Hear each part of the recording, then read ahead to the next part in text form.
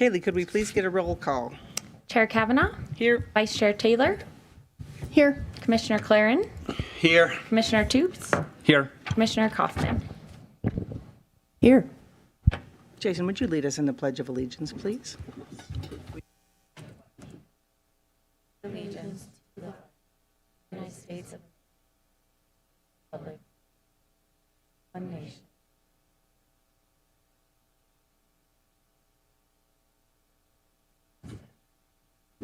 Moving on to agenda item 4, public comment period. This is an opportunity for members of the public to give comment on items that are not on tonight's agenda.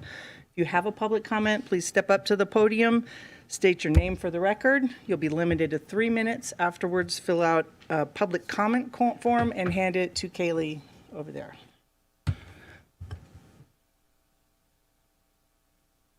Seeing no public comment, I'm closing this item. Item 5, approval of minutes from the April 15, 2025 meeting.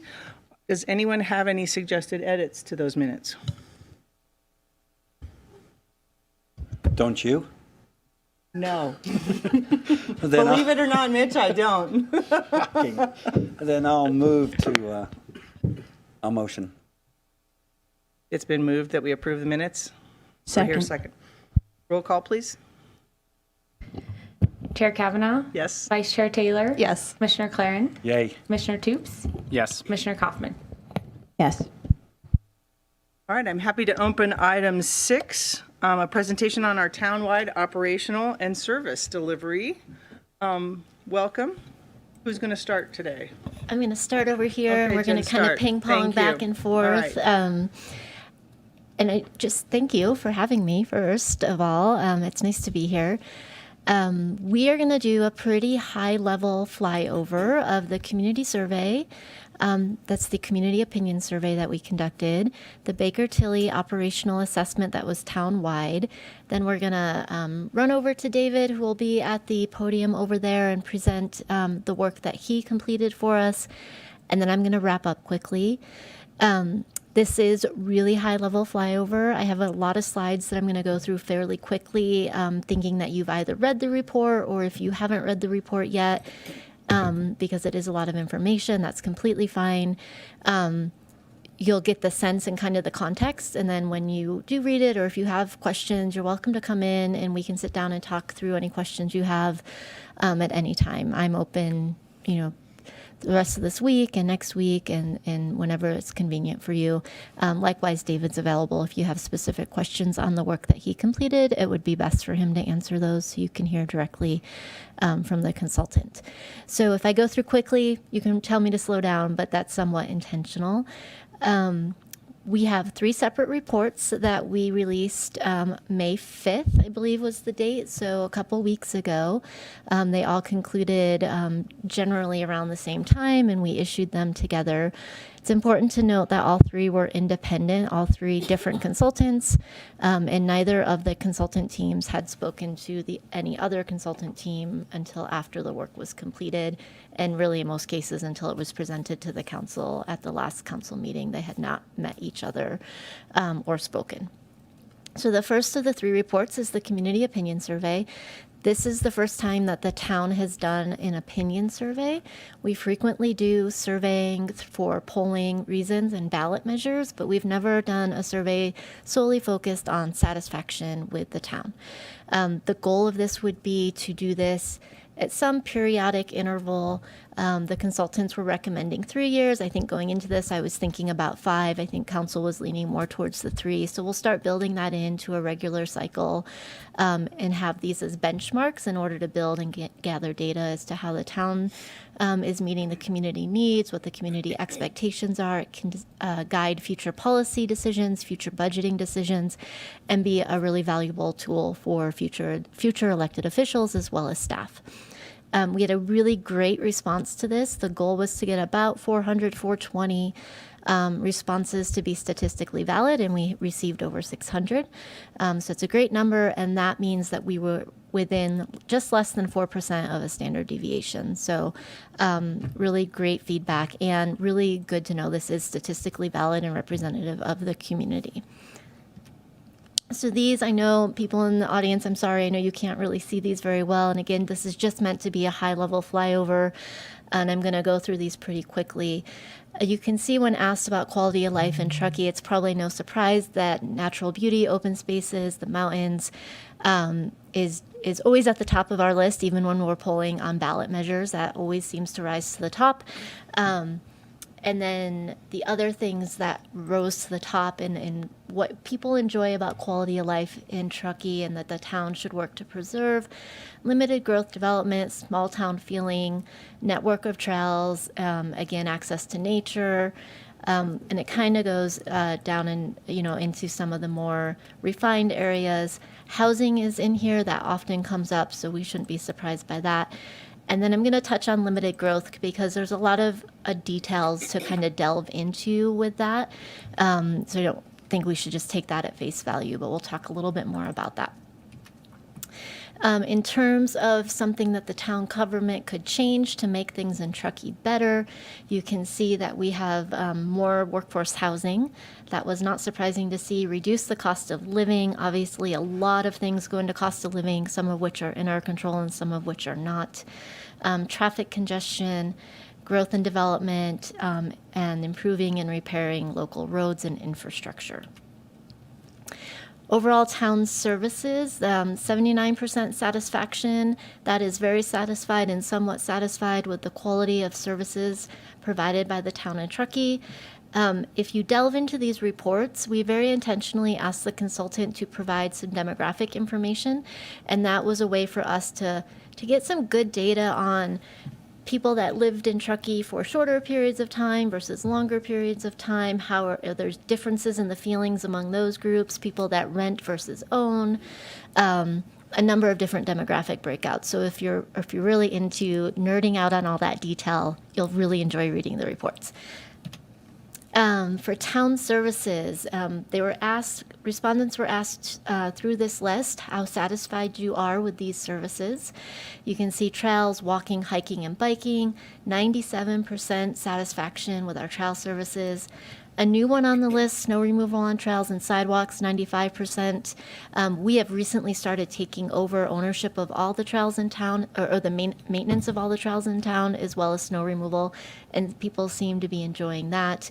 Clean public areas, snow removal on town streets, and then high satisfaction with our public safety services and crime rates, low crime rates. And again, affordable housing, traffic congestion, and economic development being the areas that people would like us to focus more on. We asked respondents, if they had interacted with the town of Truckee in the last 12 months. Just about 45% of the 600 respondents had interacted with the town.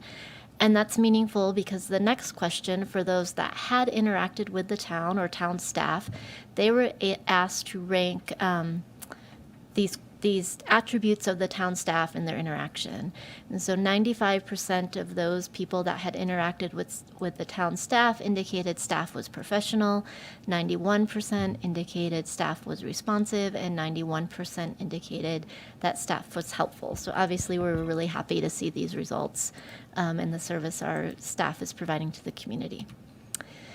In terms of statements about the town of Truckee, 73% of respondents felt that the town was welcoming to all people. 67% of respondents trusted the town of Truckee and the information we provided.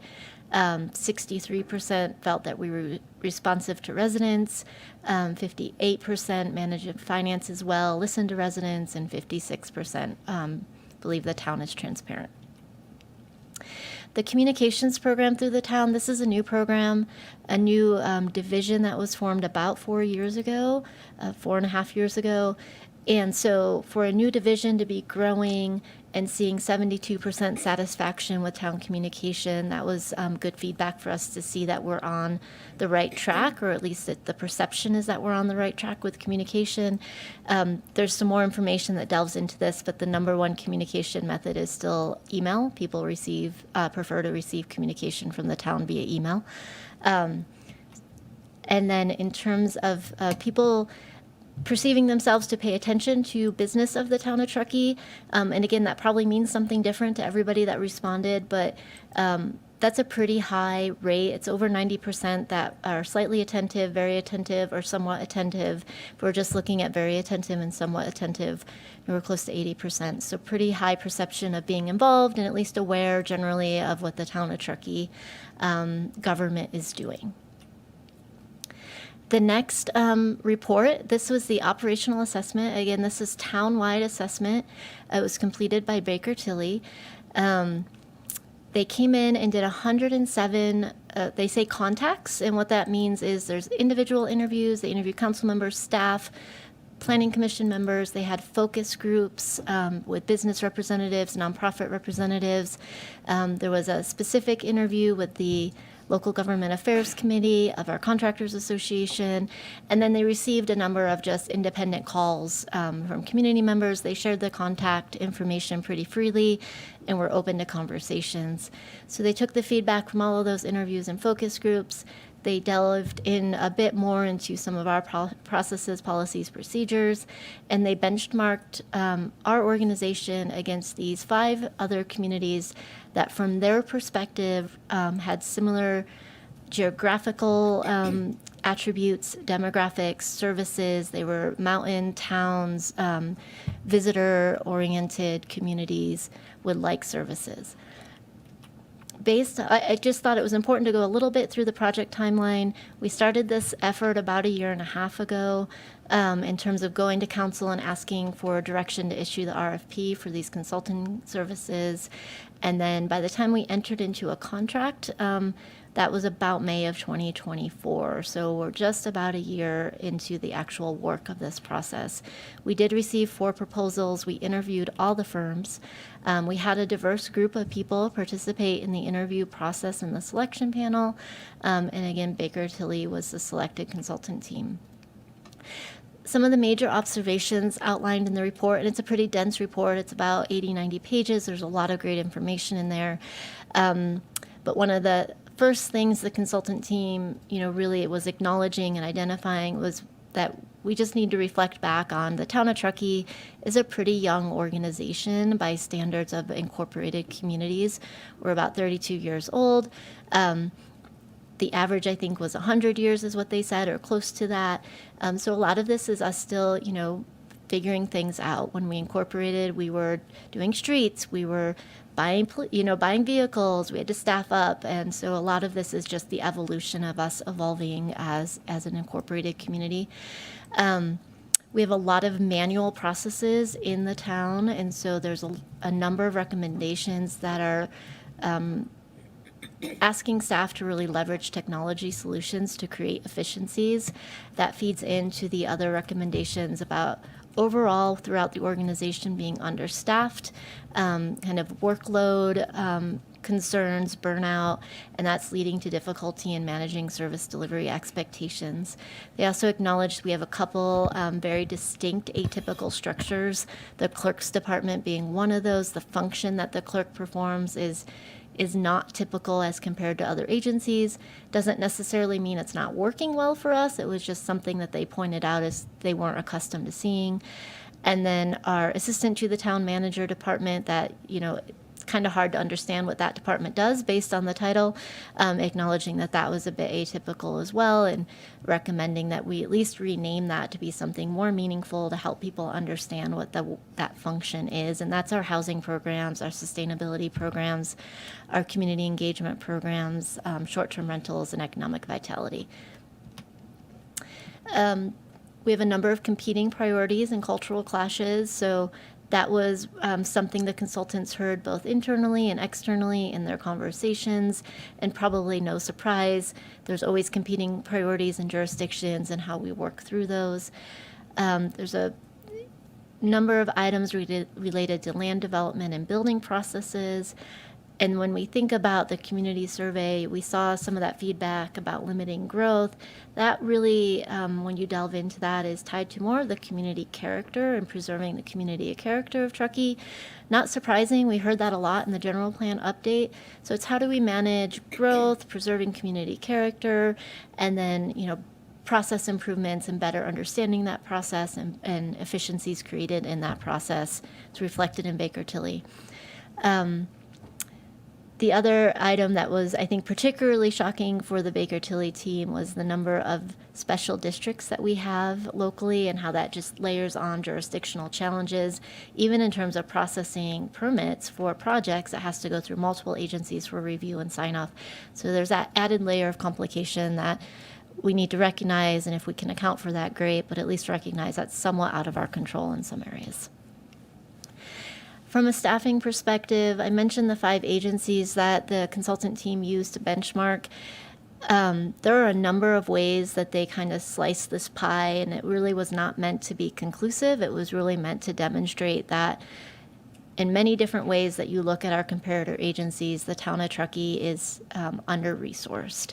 And so you can see we're about half or more in some of these different metrics, and just indicating that some of that workload and burnout that staff was feeling, it's validating that to some degree. Overall, there's 20 plus positions being recommended in the Baker Tilly report. I will point out, as you scan through this list, there are not currently any recommendations for positions in community development. There is a recommendation for a couple engineering positions, one specific to transportation engineering, and there are no recommendations for staff in the building division. I think that's important to highlight, particularly for this group, as you consider many of our development projects in town. The justification, or the reasoning, I should say, for that recommendation or the lack of recommendations in those areas is the feeling that there's so many technology solutions that we could implement to create some efficiencies that we should really do those first and then assess what the staffing need is. It might feel a little bit backwards in that how are we going to do some of this without additional staffing to support that? And I think we're trying to work through some strategies to help provide some support in working through software implementations, assessing software products, but that is the reason you don't see any staffing recommendations in the development services areas. To quickly run through some of the recommendations here. You saw the number of staffing positions that are recommended. We obviously cannot go through and add 20 positions at one time, so we need to think of phasing plans, funding plans, develop a more formal succession plan. Really recognizing that economic development is something that the town needs to focus more on. We heard that in the survey. We have an economic development strategic plan in our work plan. The consultants were highlighting that we really need to prioritize that and move that forward in the upcoming year and develop. We currently do the 2-year work plan. They're suggesting we move to a 5-year work plan to help manage some of that workload and service delivery expectation. Developing a number of written policies and procedures. Again, we hear technology and overall kind of customer service standards. So as an organization, we have never vocalized that our expectation is that you respond to emails within 24 hours or whatever that expectation may be. So to formalize those customer service standards and share those out within the organization, and then complete employee satisfaction surveys as well, just to gauge that morale and workload as we move through some of the implementation of the recommendations. There's an overall recommendation to review the development code. Mr. Diamond has that as well, and we'll speak to that a little bit more and review our related fees. There's a number of recommendations in the public safety division, so if you're interested in that, but we have some challenges with our data collection and public safety. That means we really can't analyze workload very effectively because the data isn't all that complete. So we need to figure that out, get better data, and then assess workload so we know if we have the right number of officers on our team. David, I'm going to turn it over to you, if you don't mind. I'll pull up your presentation, and then Chair will come back, and I just want to talk about action items and next steps. Thank you. Hi. Thanks for having me here. I'm going to go over, for if you saw the presentation at the town council meeting, this is slightly modified, shortened version of that. But I'll go over some of the high-level findings that I had from my look into this topic. My name is David Diamond. My company's Diamond Creative Consulting. And this is the findings and recommendations. The first thing that I wanted to point out, which was an interesting discovery for me, the process is not people. And I think in a lot of the conversations that I had, people confused the two. They would look at something that maybe was not an inefficient process and then equate that with the people who were executing on that process as not being efficient. And I just wanted to make that point that confusing the process deficiencies with talent deficiencies is a mistake. It won't lead to improvements here.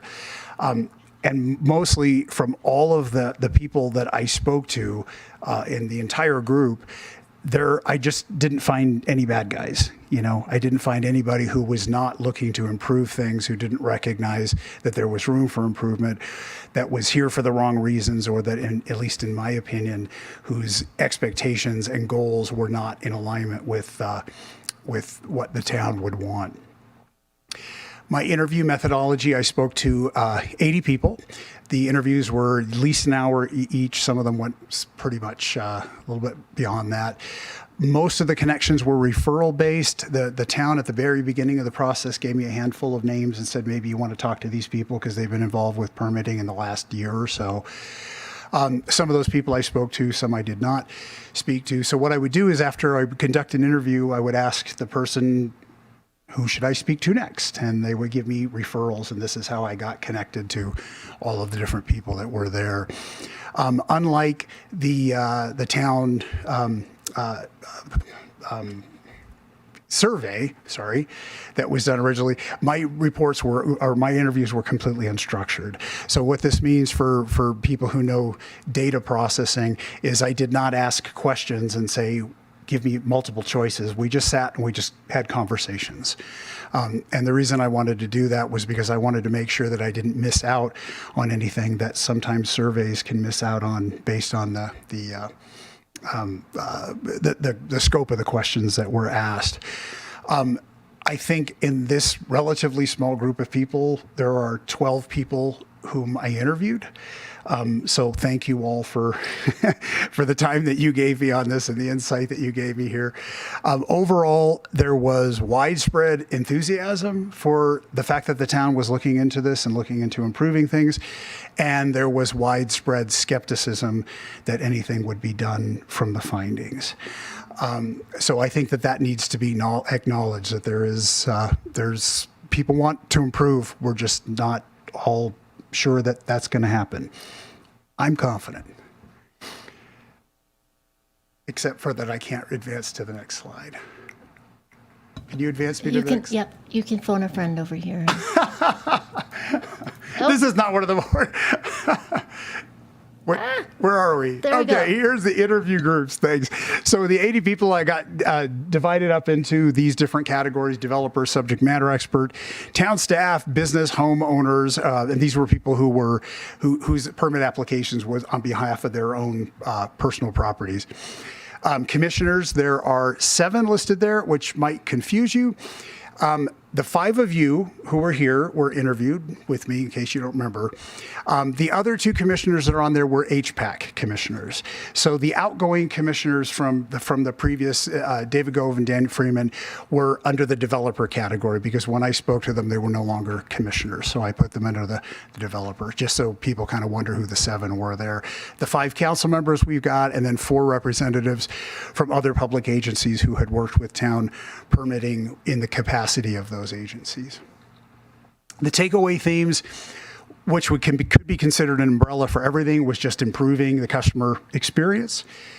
Subdivisions of that, providing clear expectations, establishing partnerships, and increasing consistency. These were, again, with all of these different interviews and all of these different diversity of people that I'm speaking to, these were overwhelmingly, even amongst people who were associated with the town, these were the themes.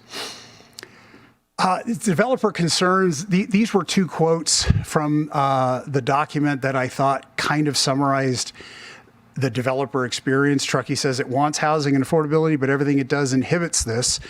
From the fees to the loops we have to jump through to deliver what they ask. The inherent nature of Truckee is more difficult than other municipalities. Other towns partner with developers to bring value to the community, and I don't see Truckee as a partner. This was representative of those who had concerns about the town. There were other more detailed concerns, but this was a pretty recurring theme there. And for those who showed some empathy for what was going on, I love this, the quote on the left-hand side. I'm not telling anybody who said what because everything was confidential. But the town's obstructionism is the reason Truckee doesn't have 13 strip malls and a bunch of stupid subdivisions. Their obstructionism has done more good than harm.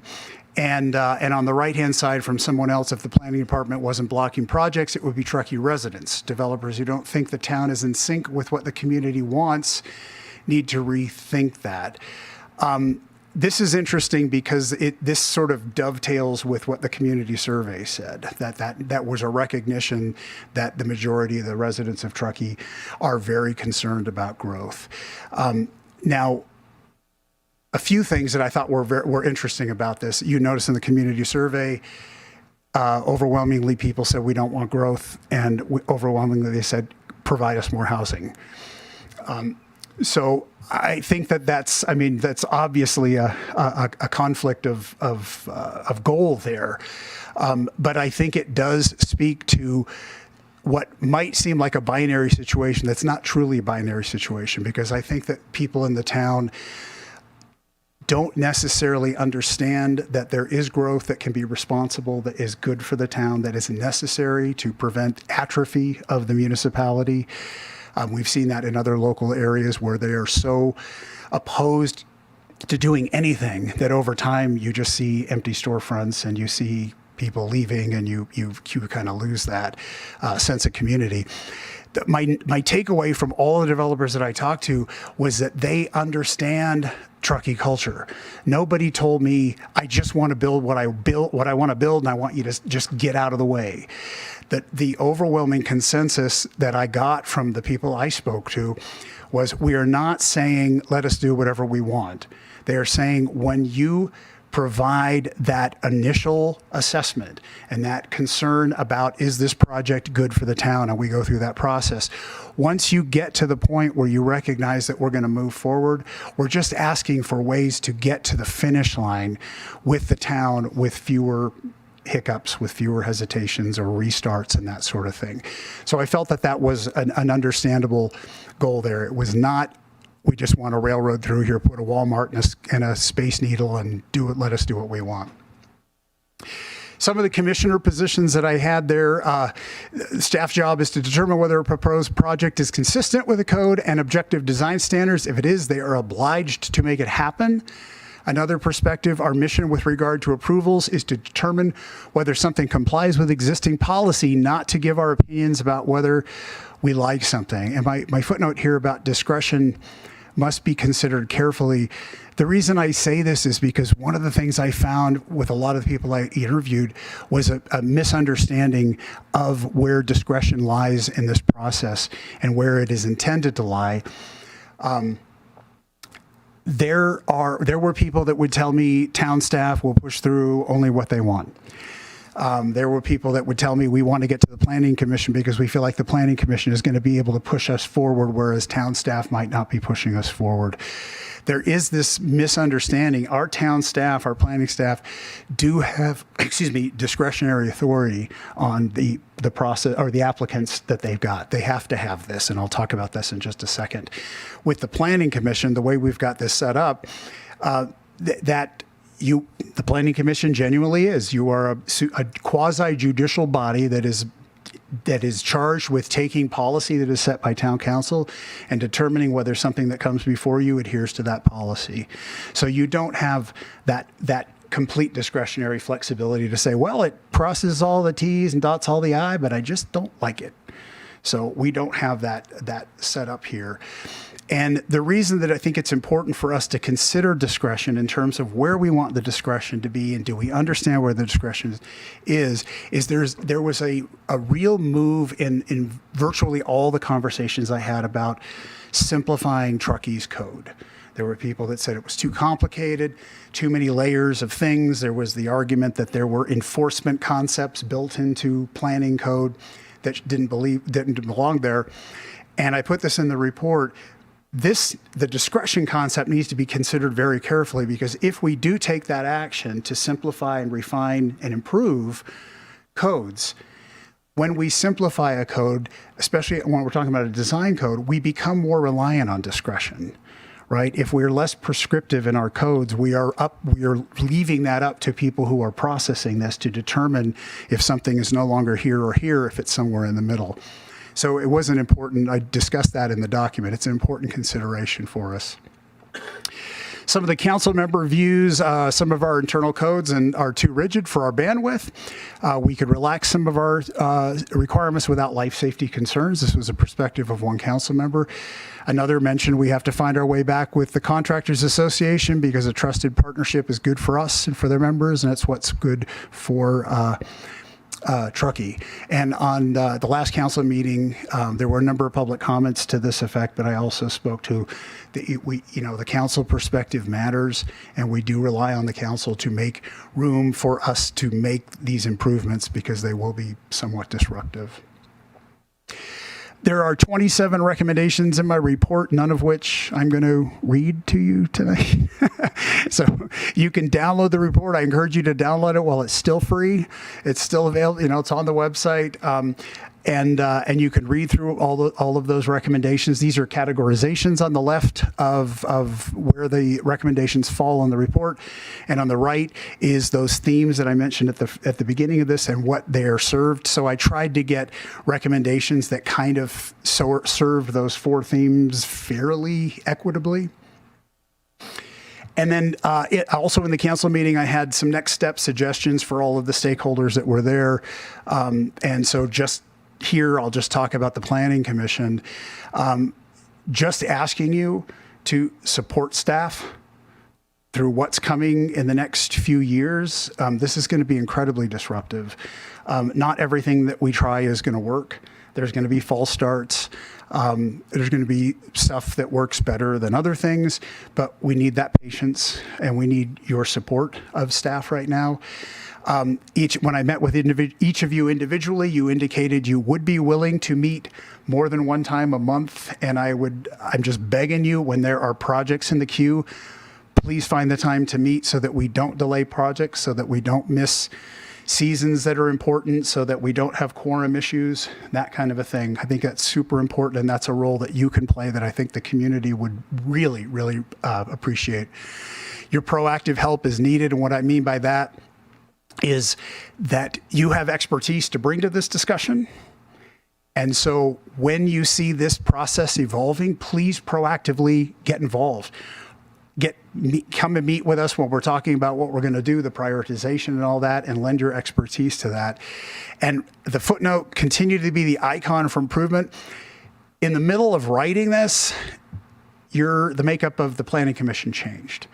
And I came to your second meeting, I think it was, and the dynamic between staff and the Planning Commission was kumbaya. It was wonderful. You were getting along. This continued. Staff was optimistic. The Planning Commission optimistic, and I had to adjust my narrative. and so I just identified the Planning Commission as the number one first example of an improvement in this process. Thank you for that. Thank you for being there for the community. Thank you for being there for the staff. Please continue to be awesome, because the dynamic in this room is just so much.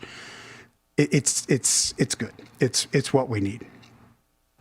So my final thoughts on this is from my report. A widely supported goal that is attainable is a good problem to have. That's exactly where we are. There was wide support for all of the recommendations and what we do and what we can actually attain on this. And the only thing that will stand in the way of this, in my opinion, is personalities. We have the resources to do this. We have the expertise to do this. We have the will to do this. And we have personalities that could get in the way. And so I think that if we recognize that and in ourselves, if we start to become those personalities of obstinance or friction, that we recognize that. And last point on this, when I started this process, a lot of you didn't know who I was. and you had no reason to trust me, and you trusted me with a lot of confidential information. This applies to staff as well. And I just want to thank everybody for that trust and for your enthusiasm for working toward making this better. Great. Thank you so much. David. I just have a couple slides to wrap up here. Be very quick, I promise, because I know you have a meeting ahead of you. I'm going to quickly go through. This really is, whether it's the Baker-Tilly report, David's report, or the combination of the two, from my perspective, a 10-year kind of roadmap for the town. A lot of recommendations, a lot of things for us to really analyze, look at, see what makes sense and what fits the organization. But we've already done a number of things, or at least have started a number of things. And I think it's important to acknowledge the staff has really stepped in. We have a CIP project in the proposed budget that council will be considering next week. To acquire and implement a permit tracking software solution. That's something like Excella. We heard that a lot initially from the work Baker Tilly was doing, and I understand David heard similar feedback about needing that system for transparency and efficiencies. So we're moving towards that. The planning team has set up a web page and a calendar and offering free planner appointments in the afternoon.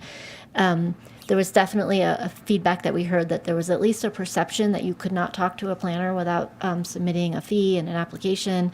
And while that you could talk to a planner without doing that, people didn't really understand that. So now we have a calendar. You can book an appointment. It's 15, 30 minutes in person or virtual, Monday through Thursdays.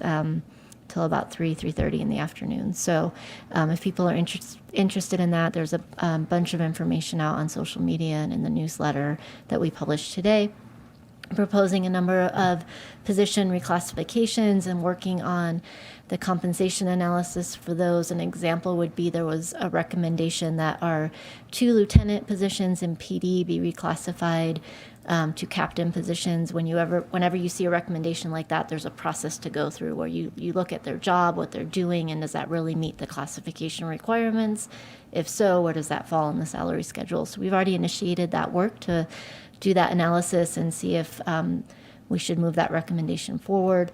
Number of new staffing positions underway, and at the previous budget workshop in April, council gave us approval to at least start recruiting for some of these positions, knowing that we were going to hopefully receive authority to actually budget them in the upcoming budget. Part of this is to phase the recruitment process. We can't recruit for everything at once, so we're trying to tier them into groups so it's more manageable for our staff. We have a number of technologies and programs that we've already implemented. We have a new public records request system that is active online. You can go online. This was a week ago. I checked this afternoon, and we've had 20 requests come in already. So in 2 weeks, we've gotten about 20. And the nice thing about this is that any member of the public can go under the search button and you can see what's been requested. You can access the information if it's something you're interested in as well. And we'll be starting to track staff time as best we can just to get a sense of how much time we're spending in some of these areas. The other thing to note on this slide is we've contracted with a third-party company now to audit our property tax remittance. So that is not property tax that you remit to the county as a property owner. That is what the county is sending to us as the town, and make sure that we're receiving everything that we're supposed to, with the added benefit that they are able to provide us with much more precise estimates to budget for property tax collection, so we can refine our budgeting process. And we have done that with our upcoming budget and are using the numbers that they're recommending. We've already started some internal surveys. Admin Services has started drafting policies, it's particularly in finance, that will come back to council in August. And we very excitingly have our public improvement and engineering standards draft out for public comment. There's a chance we'll get that to the council before the end of June and before we break in July. And I also just really, again, I mentioned this at the council meeting a few times when we did this presentation, but I want to acknowledge staff. It's really hard and challenging to invite people to come in and look at the organization, and you're not focused on what the organization is doing well. Your sole focus is on what can you do better. So you have to be pretty open to self-reflection, hearing feedback, and have some humility with that, and all of our staff really cooperated with these assessments, are excited to see efficiencies and improvements come forward, and you can see that in some of the work they've already done. So next steps, we just acknowledge that this is something we're going to need partnerships with. As David mentioned, we're going to try things that don't work. Some things are going to take longer than we probably want, like a software implementation system. That's a pretty big lift. But we're going to keep iterating and moving forward with the recommendations, and hopefully provide relief to the community in terms of a process, but also to our staff that, with the workload and the capacity issues. So that's one of our goals as well. The council approved this at the last meeting. Our request was that they accept all 3 reports. We did not go through a prioritization of the recommendations. We will be spending the summer. David's is still on contract with us, so we'll be working with him still. We also hope that he'll continue and help with the software implementation piece for a program such as Exceller or something like that. But then we'll be involving some stakeholders and having some conversations about what are the priority recommendations that we can focus on first, and that will have layers to it, right? What is easier to implement versus harder to implement, and how can we tackle that in some really manageable ways? We'll come back to the council in August, September timeframe with those recommendations and kind of move forward in chunks of time, so that the community's aware of what we're doing. I think that's all we have. Did you want to open it up for questions or comment at this point? You're welcome to do that as chair. That's your prerogative. You probably want to have some constraints on that just so you can get to the projects that you have in front of you tonight. But we can take a few questions, or again, we're available. 5 minutes if anybody's got any questions or for our presenters. Okay, thank you. Thank you so much for the information.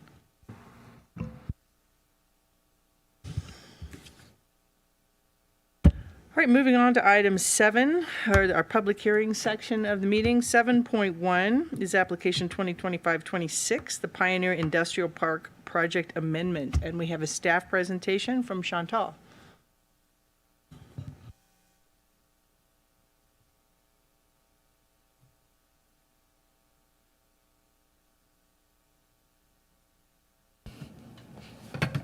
Good evening, Commission. As the chair said, I'm Chantal Bernberg. I'm Associate Planner. I'm here at the Pioneer Industrial Park Project Amendment. This is application 2025-26 and item 7.1. The applicants for this amendment are the owners of both Lot 4 and 9 in the Pioneer Commerce Center Phase 3 subdivision. These lots are zoned M for manufacturing, and the general plan land use designation is industrial. A little background, the Pioneer Commerce Center Phase 3 subdivision began as a 13.5-acre parcel, created 17 industrial parcels. You'll see here lots 4 through 9 abut in Interstate 80, and it's within the Interstate 80 scenic corridor. So back in 2005, when this project was approved, a plan development was approved along with the subdivision approval to allow some relaxation to the scenic corridor standards, mainly because the scenic corridor standards require a large setback from 80, and these lots are not deep enough to make them kind of meaningful for development. And part of that plan development, condition of approval number 7 was added that would require Planning Commission review for any and all land use application on these lots. So why was this condition added? Well, there are smaller development proposals that could qualify for staff level zoning clearance review. So if a vacant or a property owner came in and had something that was less than 7,500 square feet of floor area or less than 26,000 square feet of site disturbance, it could just be a staff review. Since that plan development did reduce scenic corridor standards, the intent, I believe, of the planner back in 2005 was to make sure that there was some additional review when these lots were being developed to make sure that we did not degrade the scenic corridor, which definitely makes some sense until it doesn't. These two projects have already been approved, the projects on Lot 4 and 9. First, we have Pioneer Industrial Park. It was reviewed by the Planning Commission. It has been constructed. Findings were made that it does not degrade the scenic corridor and it's actually not visible. So right now, the owner is looking to establish tenants in these spaces. Lamperti mixed use, I believe this Planning Commission reviewed just a couple of meetings ago. Also, same thing, it was reviewed. The building is not going to degrade the scenic corridor, and Mr. Lamperti's next entitlements would revolve around establishing tenants in the already built building. These new uses would occupy the interior of the buildings, and any of these new uses that would be established would be required to operate within whatever the conditions of approval for that project was. So if it says no outdoor storage, they would have no outdoor storage. There wouldn't be an ability to kind of change those conditions. So how is the Planning Commission review requirement affecting these properties? So staff has found that they negatively impact new businesses. As I mentioned in the staff report, it's really cost and time prohibitive. Going to the Planning Commission takes multiple months, has a high cost. There's noticing, obviously we're all standing here, there's payment for staff. It's a lengthy procedure. It's not encouraging new industrial tenants to move into these spaces, and one of our general plan policies is to encourage the moving of industrial off of West River and into more appropriate industrial spaces. And with these cost and time prohibitive measures, we're not doing that with this condition of approval. And the development code really already requires appropriate levels of review. It's dependent on intensiveness and of the development and potential impacts. So if it's a permitted use and it's small, it's a staff level use. If it's a much larger use, it's still going to come back to the Planning Commission. If it requires a use permit, because it's not just outright permitted, it's going to come back to the Planning Commission. So nothing will change in that aspect. So in summary, the projects on both lots 4 and 9 have already been reviewed. The Planning Commission review of small permitted uses is really cost and time prohibitive. Leasing tenant space would not degrade the scenic corridor. I mentioned the development code requires an appropriate level of review. There is precedent, it's in the staff report, but Lot 5 has already been removed from this condition of approval by the Planning Commission, a prior Planning Commission, so this has been done. And really, the removal of lots 4 and 9 is supported by our 2040 general plan policies. So the Planning Commission, the reason we're here today is that you can do a change to an already approved project. There's a minor and major change. A major change is one that that could be large, but also that could be a change to something the Planning Commission specifically discussed and specifically put in a condition of approval, like condition of approval 7. Because of that, the Development Code directs us to go back to the review authority that reviewed the original projects. And as I mentioned, that was the Planning Commission for all 3 projects. So the Commission does have the ability to amend the original application, which is the subdivision application. So we would be removing, or you would be removing, lots 4 and 9 from condition of approval 7. And then the Lamperti application actually reflects the subdivision application, so we'll be changing the wording and one of the conditions of approval there to turn it back to any new tenant would go through the standard development code process, and that's in the resolution. So staff is recommending that the Commission adopt Resolution 2025-05, approving the following actions based on the recommending findings and subject to the recommended conditions of approval. That's determining the project to be exempt pursuant to Section 105-61B3 and approving the project amendment. As always, the Commission could take some alternative actions. If you felt like you needed more information, you could continue the public hearing to date and time certain. You could approve the project amendments, but you could add, modify, or eliminate any of the conditions. You could deny the project amendments based on not making the findings, or you could find that the staff-chosen exemption is not suitable. If a decision is made this evening, the appeal period would end Friday, May 20th at 5 p.m. And I'm available for questions. Thanks. Thank you, Chantal. Is there an applicant presentation? I was going to say the applicants are here, but there's no presentation. Yeah, thank you. I'm going to open it up for clarifying questions, and I'd like to do both staff and applicant questions at the same time. I got a We question. tend to overlap. I'm going to say on the those, appeal so- period is actually May 30th, not today yeah. at 5 p.m. That Or we've not already missed Friday it. either. Yeah, okay. Friday, May 30th. Can I ask a question? How come we're not doing lots 6, 7, and 8 also?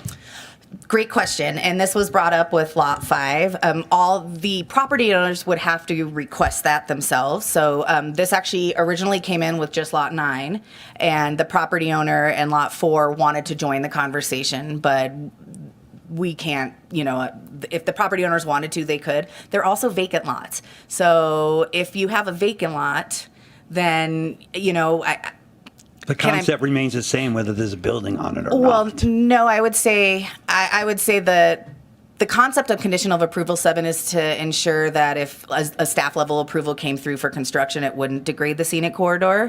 So by removing it for these two, the buildings are built. We don't have to worry about it. So I think it would change the intent of the original approval. Not to say that the planning commission couldn't discuss if the applicant wanted to come in and request it, but I think it's more. It more fits with looking at installing tenants inside of an already built space than it does with constructing a new building in a scenic corridor. Yeah, but I'm asking you'd be removing the tenant part of that. So you're saying what if we, instead of just removing lots off of this, we said you would go to planning commission unless it's just for a tenant, a TI or some sort of tenant? I mean, that could happen, but once again, all of the land, everyone infected would have to come and ask for that. We're not a project applicant or a project proponent, so. But I think that we'd be open. I mean, if the lot owners wished to do so, they could. Thank you. Of course. Any other I questions? was basically going to ask the same question. So I'm looking at the old condition of approval number 7. So this condition was on lots 4, 5, 6, 7, 8, 9. So it's already out for 5. We're taking it out for 4 and 9. It's still on 6, 7, 8, which are empty lots. Correct? I'm not Okay. 100% No, positive, but some of them are vacant lots. I think one of those is Jensen's, right? I think okay. that's So 5. he's got a temporary. That he was the one He's that the one that removed removed it. it. But just to clarify, we cannot edit the whole condition. Instead of removing condition 7 for certain lots, we can't edit condition 7 entirely because we don't have standing, essentially.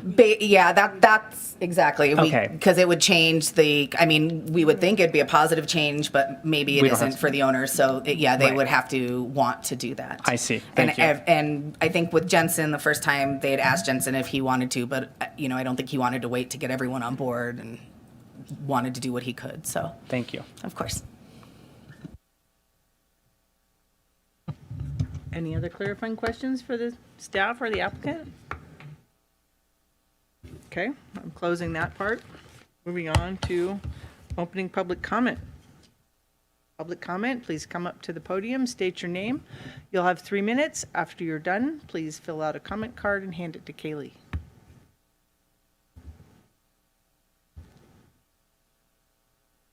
Okay, I will close public comment on this one, and I'm going to open deliberation. Is there any deliberation?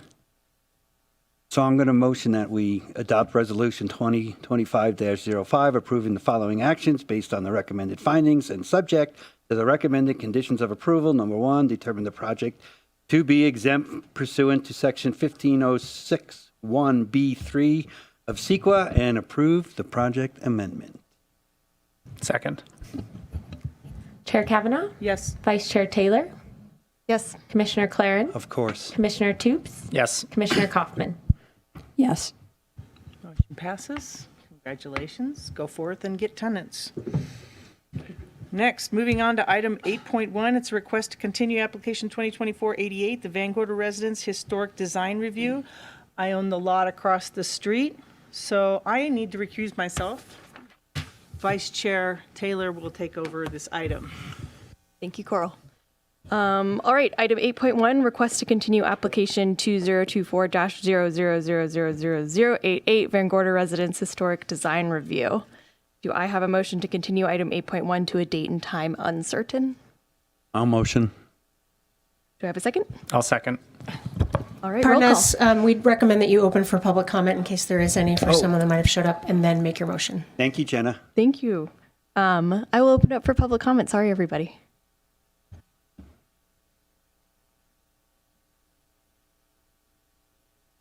All right, again, seeing none, I will close public comment. Mitch, do I have a motion? I will now motion correctly. I will second. Roll call, please. Taylor? Yes. Commissioner Claren? Yes. Commissioner Toops? Yes. Commissioner Kaufman? Yes. Motion passes. Thank you.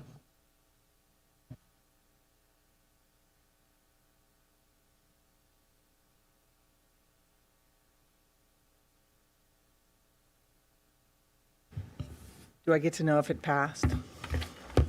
Okay. Item 8.2, I'm opening item 8.2. It's Planning Application 2024-46, the Pioneer East Development Permit and Tentative Map, Plan Development and Minor Use Permit.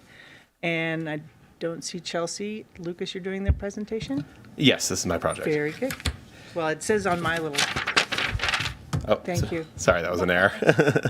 Yeah, the staff report said Lucas on it. It did. It did. Well, good evening. I'm Lucas Cannell. I'm assistant planner here at the town, and I'll be presenting the Pioneer East development for your consideration tonight. This project takes place on an approximately 9.62 acre parcel that is located at 10400 Pioneer Trail, just north of Interstate 80. The site includes infrastructure installed from a previous approval that expired in May of 2022, including asphalt paving for vehicular circulation, parking, sidewalks, stormwater treatment and drainage facilities, dumpster enclosures, utilities, a low concrete wall, and landscaping. The site work also retained many mature trees throughout the site, some of which will need to be removed to accommodate the new buildings. Power poles and associated overhead utility lines run along the entire northern side of the boundary from west to east. The surrounding existing land uses include residential to the north, manufacturing and industrial uses to the south and west, and the Truckee Donner Park and Recreation District Pool and Recreation Facility is located just to the east across Truckee Way. There's a California Highway Patrol building that's located to the southeast that is just across Pioneer Trail. This project is located within the Service Commercial Zoning District. This project was previously submitted with a similar configuration in 2005 and approved in April of 2007.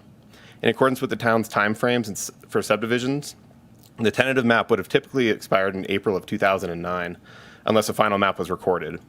Prior to the expiration date of the tentative map, the state legislature enacted an extension for all unrecorded tentative maps. The state took this action in recognition of a severe recession that they realized would have an impact on developers. And this extension occurred in 2008, 2009, 2011, and 2013. Each of these extensions was automatic and required no action from the town. Cumulatively, these legislative actions kept the Pioneer East Business Park tentative map alive until March of 2016. Prior to the expiration of the project in March of 2016, the applicant applied for an extension of time to allow a 6-year extension for the project. In May of 2016, the Planning Commission granted the requested extension with a new expiration date of May 2nd, 2022 for the recordation of the final map, with all construction needing to be completed by May 2nd, 2024. In September of 2021, the applicant submitted building permits to complete the site work and install all utilities, stormwater infrastructure, and paving to prepare for site construction. Although the vast majority of the work was completed, the applicant allowed the permit to expire in September of 2023.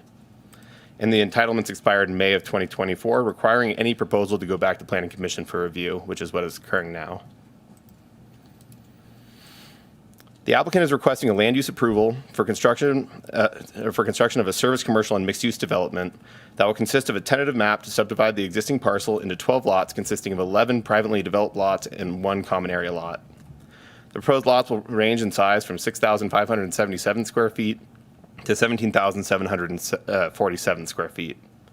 The proposed common area lot will be 250,413 square feet in size and be used for driveways, parking, open space, snow storage, stormwater management, and utility infrastructure.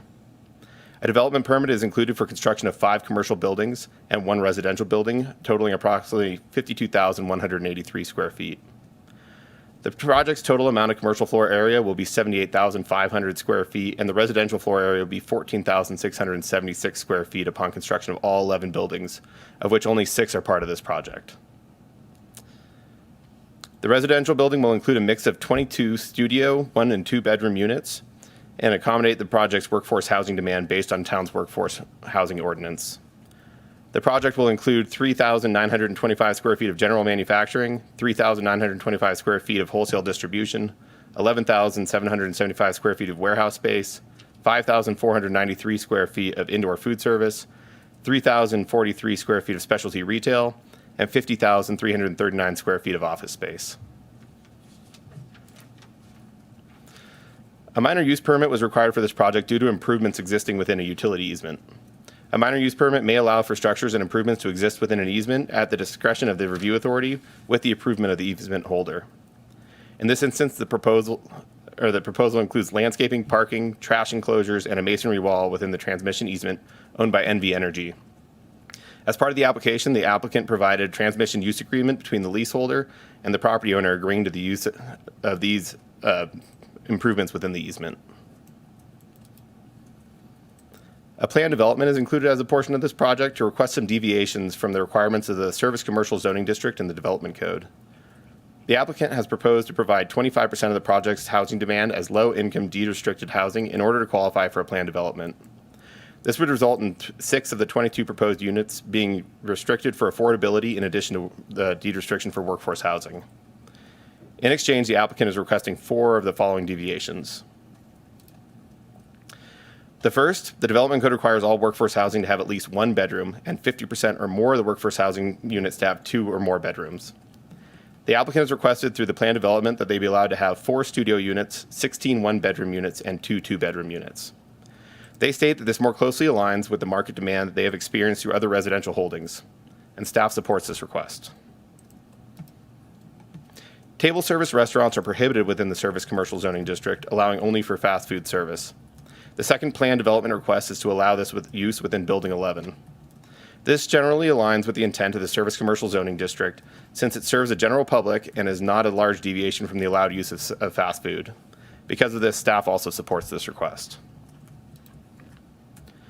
The third request is the construction of Building 1 within the 300-foot scenic corridor setback from Interstate 80, which would normally be restricted to a maximum height of 25 feet, with the building being proposed at 35 feet. The proposed building site is mostly obscured from the Interstate 80 right-of-way by adjacent buildings, topography, and vegetation, which could allow this deviation to be requested through the scenic corridor section of the Development Code at the discretion of the review authority. But the applicant has chosen to include this as a plan development item. Since this would be allowed through either standard, staff also supports this item. The last plan development item is the applicant is requesting for the removal of the enclosed parking space requirement for the market rate workforce housing units. Staff does not believe that this requirement should be approved through the plan development, as it would not result in a superior project, which is one of the required findings for a plan development. The removal of the enclosed parking would result in a project of lower quality, depriving tenants of covered parking for their vehicles during the winter months. As an alternative, staff is proposing the implementation of condition of approval number 24, which would allow for the applicant to waive the requirement to construct fully enclosed garages for their market rate units, but would instead require a simpler alternative of covered parking to allow tenants not to have to clear their vehicles of snow during the winter months. The applicant is requesting that the 6 proposed buildings be allowed to be constructed in 3 phases, with Building 5 and another building of the developer's choice being constructed in Phase 1. Phase 1 will require the developer to begin construction and at a minimum have the foundations installed within 2 years of the entitlement being approved, and construction shall be completed or an extension of time applied for within 4 years. The residential building will be required to receive a certificate of occupancy prior to that of any other commercial buildings to satisfy the workforce housing requirements for the project. Staff is requesting that an additional condition be added to the project to make an explicit requirement, despite being a requirement of the Development Code, as will be discussed later. Upon completion of Phase 1, Phase 2 may commence and shall be exercised within 2 years and completed within 4 years. Phase 2 shall include 2 additional buildings of the developer's choice. Phase 3 will also include 2 buildings of the developer's choice while also meeting the previously mentioned timeframes. Since the project includes a tentative map, the phasing shall be consistent with the tentative map process and will need to be exercised prior to the expiration of the tentative map. The Development Code requires the proposed project to provide workforce housing. Due to the project being larger than 20,000 square feet, it would fall under the large project category, which would require that they provide a minimum of 14% of their project's full-time equivalent employees with housing. The employees of the development would be offered first right of refusal for these units, and then it would be open to the general public for accommodation. An estimate for the total number of employees was generated by the project by estimating that one employee would be generated for every 500 square feet of gross floor area based on the proposed uses. The development is proposing 78,500 square feet, which was then divided by 500 to get 157 employees. And of the 157, 14% would require housing, which would necessitate 22 units. The parking lots for this development have already been constructed, as was previously mentioned. 292 stalls have already been constructed, while the project only requires 278 stalls based on the breakdown of proposed uses. 11 of the existing stalls will be striped over for ADA van parking stalls, which will leave 3 extra stalls, which can be used for guest parking or accommodate company vehicles. Bicycle parking is also required to be provided at a rate of 15% of all required parking for the commercial aspects of the development. This would result in the requirement of 41 bicycle parking spaces distributed among the 10 commercial buildings. The residential building is required to include a minimum of 2 bicycle parking spaces, which may be waived at the discretion of the review authority. Although it is being requested that this requirement be waived by the applicant, staff has asked that condition of approval number 23 be included with the project, requiring the residential building to include outdoor bicycle parking spaces along with all other required bike parking. This will allow for guests of the building to arrive by bicycle and not have to bring their bikes inside of the building. As discussed earlier, the applicant has requested for the fully enclosed parking spaces required for market rate units not be necessary as part of the plan development. Staff does not agree that this would result in a superior project and is requesting that the plan development be augmented to include covered parking through condition of approval number 24, which will provide greater flexibility to the developer and a better quality of life to building tenants.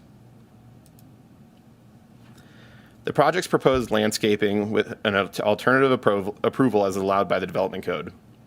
The proposed landscaping for this development does not meet the requirements of the development code, but is rather designed to be compliant with California Fire Code, California Code of Regulations, and general guidelines for defensible space, as produced by the State Board of Forestry and Fire Protection, while still adhering to the design elements required by the development code. The current requirements for landscaping included in the town's development code are not compliant with state fire safe standards, but are currently being reviewed to come into compliance.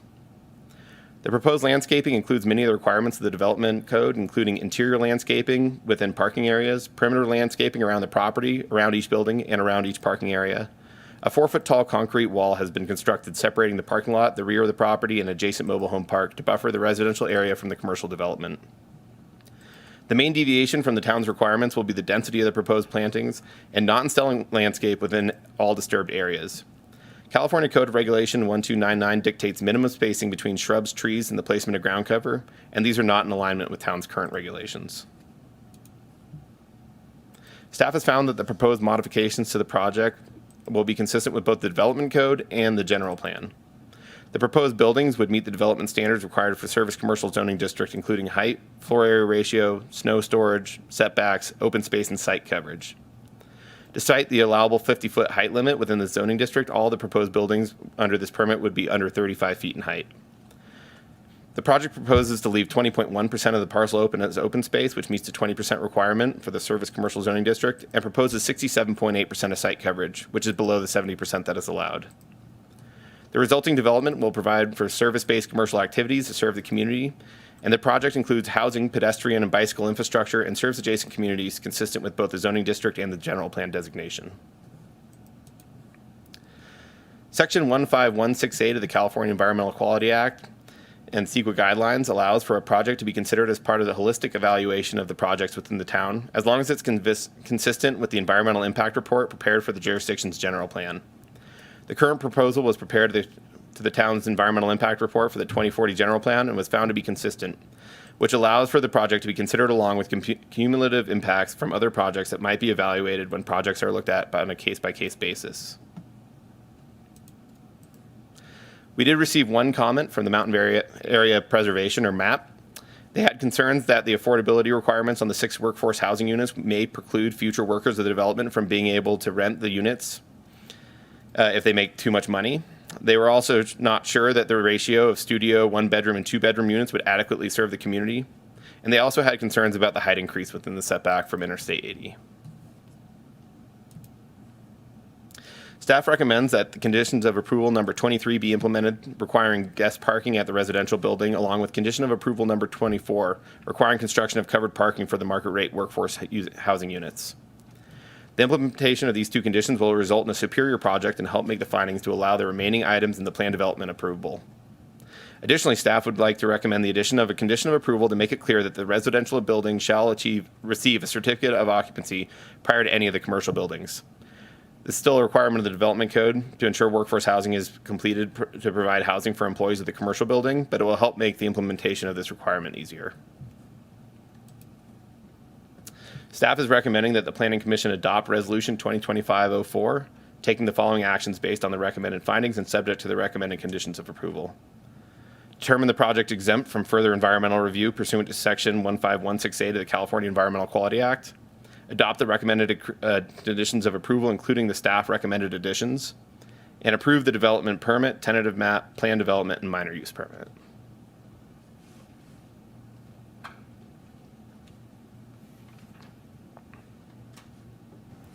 Thank you. Is there an applicant presentation? There is, yeah. Is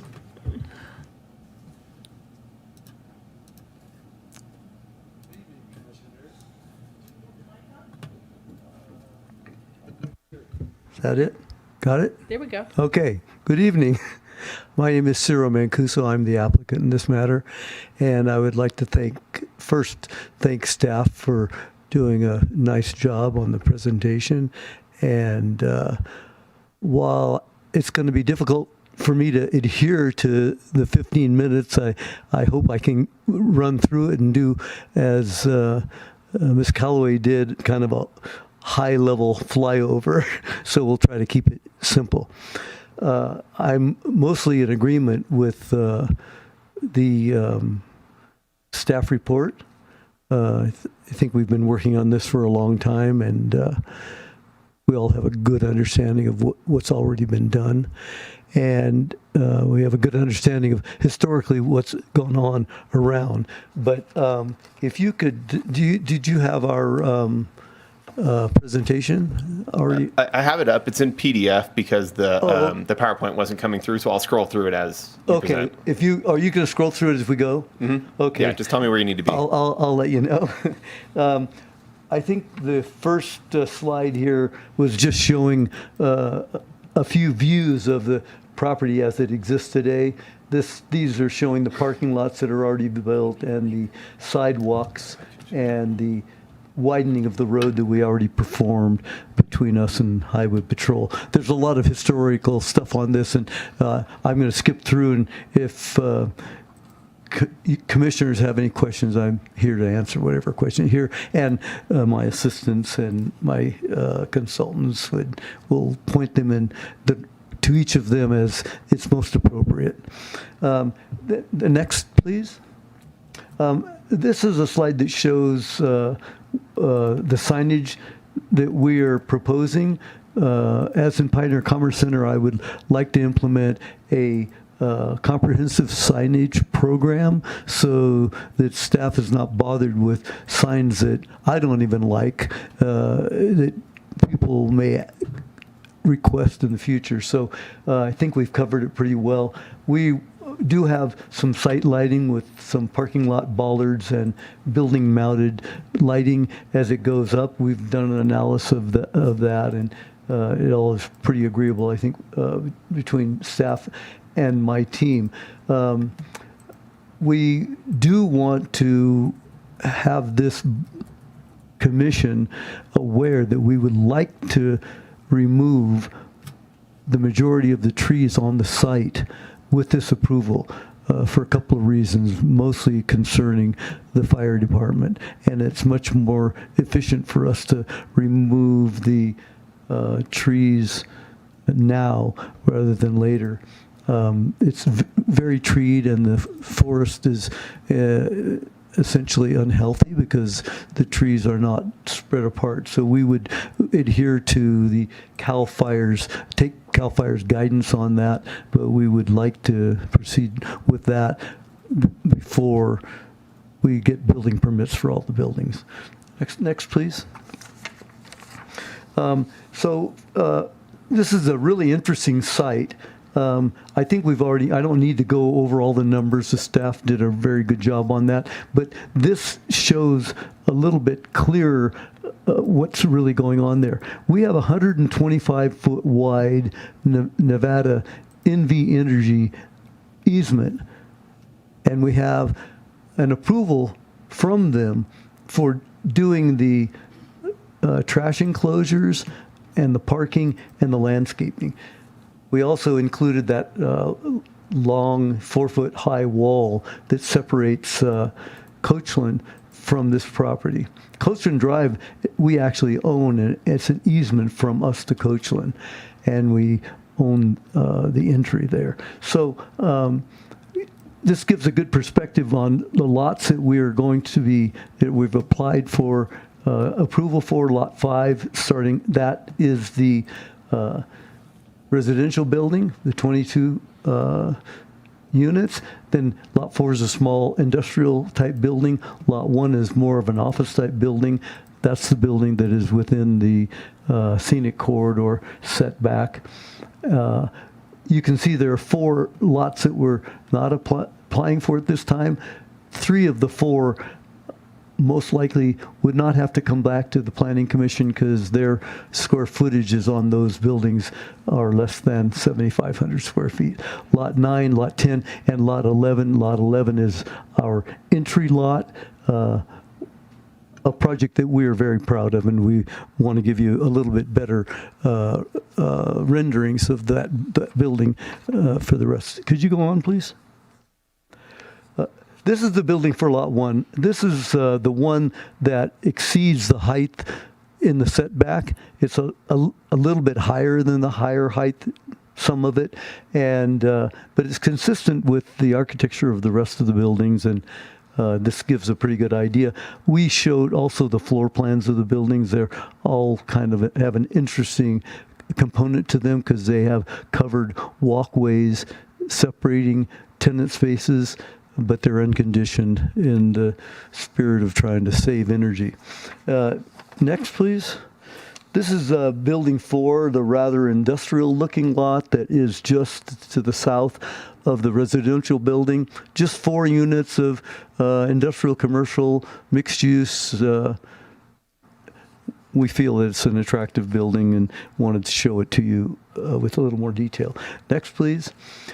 Here we have the first floor of the apartments, and I want to point out as we go, and I really believe this is a superior project, superior to what other apartment buildings we've seen in the area.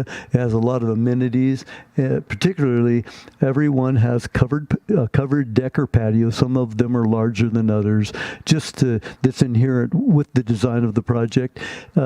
Here we have some 2-bedroom units on these 2 ends, a studio next to the 2-bedroom units, and a 1-bedroom unit in the middle, and on the back side of the hallway are 2 more units with bedrooms. And each one of these has a dedicated personal storage enclosed on the hallway, very adjacent to the unit itself. The next floor, please, is kind of the same configuration, mostly 1 bedroom, a couple of studios, but again, everyone has a covered outdoor area, sizable in some they vary in size. I think the smallest unit we have in here is like 478 square feet, and some go up to 500 square feet and over. The 2 bedrooms are 680 and 748 respectively. Next floor, please. Top floor is just the same kind of thing, a little different configuration for the articulation of the building, which you will see in a rendering on the next slide, and we can go on to that. So this is one of the real reason when you see this that we feel, and I particularly feel, and I know that this is more expensive construction than is normally afforded to workforce housing, but we feel the building is very attractive and really lends itself to a connection with the commercial building. So it has that kind of look, but yet it has a lot of articulation. Every floor covers a diminished amount of floor place as we go up, with kind of this larger stairwell kind of, which identifies it to get to the top. So we're very happy with this design. Next, please. And here's one from two more renderings from a little different angle. We've included the color from the manufacturer of the siding, and love to have your comments on it, and if there's any improvements you feel like we could make, I'd be open to considering those as well. Next, please. This is Building 9. Another commercial building. This is an interesting building because it sits in a little bit different orientation to the freeway. It's more of a north-south orientation rather than an east-west, but it captures a lot of the same components that we have in the other buildings. Next. And then this is Building 10. It's a little bit larger building, has a lot of articulation. There's a one-story section that would be appropriate for one small business, and but generally we've kept with a fairly consistent architecture and consistency in the choice of materials and the colors. Next, please. This is Building 11. This is our flagship building. This will be the one nearest to the roundabout, and it's a restaurant building composed of 3 and maybe 4 different actual restaurants, if you will. We'll have a sit-down restaurant in the one mostly to the west. That's about the size of the restaurant that Lucas put up, that he showed in your last in his presentation, and that happens to be a restaurant that's in Pioneer Commerce Center called Great Gold. So this will be operated most likely by the same people. It has a large outdoor, it's a covered patio area you see there in the middle, and a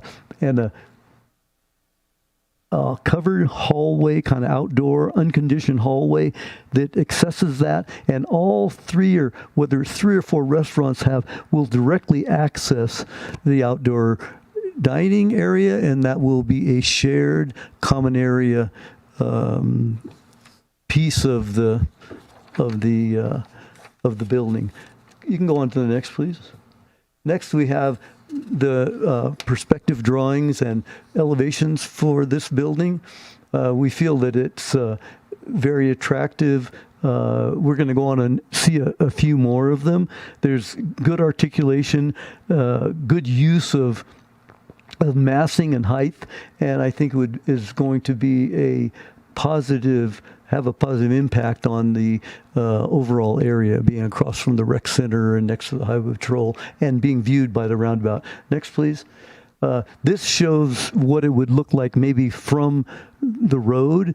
We have the outdoor dining, as you can see, that'll kind of have a planter, poured in place concrete, board form concrete there, and large windows, and it'll be open and available to all of the restaurant establishments.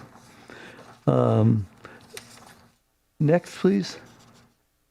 Okay, so my only issue that I'm taking with the staff's report is the requirement for covered parking and enclosed parking. And I have some experience in this, and I've done some of both. In the case of garages, garages are typically located in a building like a townhome, and they're attached to the unit.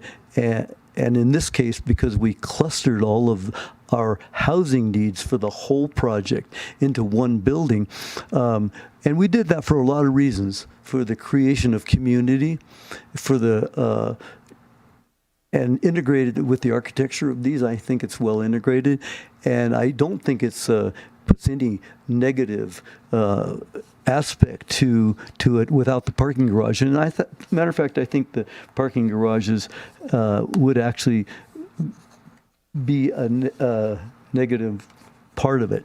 But the intent of the Plan Development Code section 18.78.10, the town's development code clearly states that planned developments are encouraged and expected to produce comprehensive development of greater quality than the more traditional review process. The proposed design of the Pioneer East Park aligns directly with this intent by delivering a cohesive, high-quality residential building that exceeds code requirements in aesthetics, efficiency, and livability, consolidating all required workforce housing into a single well-designed structure, ensuring superior management, community cohesion, and integration with the commercial character of the project. Preserving the project's commercial integrity and flexibility by preventing the encroachment of scattered residential features into lots intended for commercial use. Staff has made a subjective determination by requiring garages and covered parking. Their position is not supported as a legal requirement by town code nor California law. Commissioners have the discretion to determine what qualifies as a superior project in a planned development.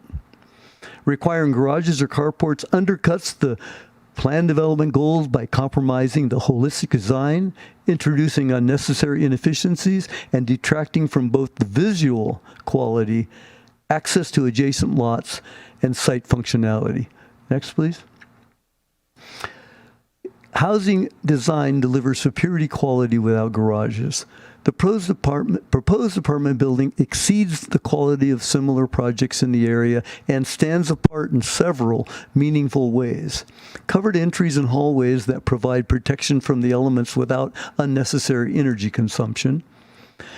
Generously sized bedrooms, private laundry facilities, covered decks, patios, and indoor personal storage for every unit. Architectural continuity with the rest of the business park, enhancing aesthetics and reducing visual clutter. Higher quality finishes than comparable housing in the region. The claim that garages are necessary for a higher quality project ignores the real design quality already embedded into the project and fails to recognize that attached garages or remote carports would detract from the architectural integrity and efficiency of the site. Next, please. Functional and logistical limitations of garages or carports. Design incompatibility. Attached garages require townhome-style layouts incompatible with the shared residential structure planned. Detached carports introduce circulation challenges, increase paving, reduce open space, and resemble mini storage facilities, which are explicitly prohibited by the code. Operational efficiencies. Carports do not adequately protect from snow and introduce maintenance and safety risks due to snowslide and removal interference. Garages are frequently misused for storage, not vehicle parking, undermining their intended purpose and increasing enforcement burdens. Unjustified and inconsistent application. Staff has indicated that garages, carports are not required for deed-restricted unit, yet suggest imposing them on market rate units, introducing equity inconsistencies that lack a clear policy rationale. The requirement for garages, carports would trigger the redesign of the whole project, as the only place for the improvements would be via a public utility easement that prohibits any construction higher than 8 feet. That's referring back to the public utility easement I pointed out on that other slide. And commercial and community benefits not requiring garages. Preserving Lot 4 for commercial use increases long-term tax revenue and supports economic development. And I point this out just because Lot 4 is the adjacent lot to the south of this, and that's the only place we'd be able to put garages because we're unable to put any structure over 8 feet in the transmission easement for the utility company. And avoiding redundant structure construction promotes better land use efficiency and snow management logistics. As far as snow management logistics, if you have a if you have a garage, you can only plow so close to it. Then the residents would have to come out there with a shovel and shovel out the berm that's left in front of the garage. I think you've all experienced that at home. And the problem with the carports, and I've built them and I have some, and so the cars park in them, and I think a slide that Lucas showed a car in a carport with snow on it. So we know that the snow blows in and you're going to have some snow anyway. And the efficiency for the snow removal, if with a parking garage, they're going to, number one, they're going to have to walk further from their apartment. And number two, they go out and they have to remove the snow to get the car out. And then the snow removal machinery has to come back and remove the snow from inside the garage and leading to the carport, and it makes for a very, very labor-intensive process that probably only occurs 20 times a year. So that, leaves the other 345 days that you don't have to do that, and you have proximity with your vehicle.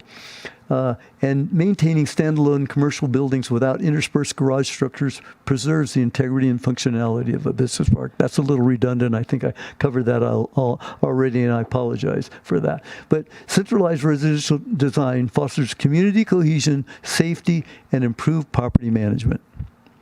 So that's all I have to say. I'll sit down, and if you have any other questions, there are some things that Bill Quisnell, the engineer for the project, wants to talk about in terms of some of the conditions placed by engineering on the project. So I'll let him have the floor for that, and I will be happy to answer any of your questions that you may have as you're deliberating, and hopefully I can come up with quick, concise answers to save you some time. Thank you for allowing me to present this, and I appreciate this opportunity. Thank you very much. Good evening, Bill Quisnell, Acumen Engineering. If you go to the next slide, Lucas, would be great. Well, that was more for Cyril, but I think he's already made his point, so we'll go on to the next one. Oh, sorry.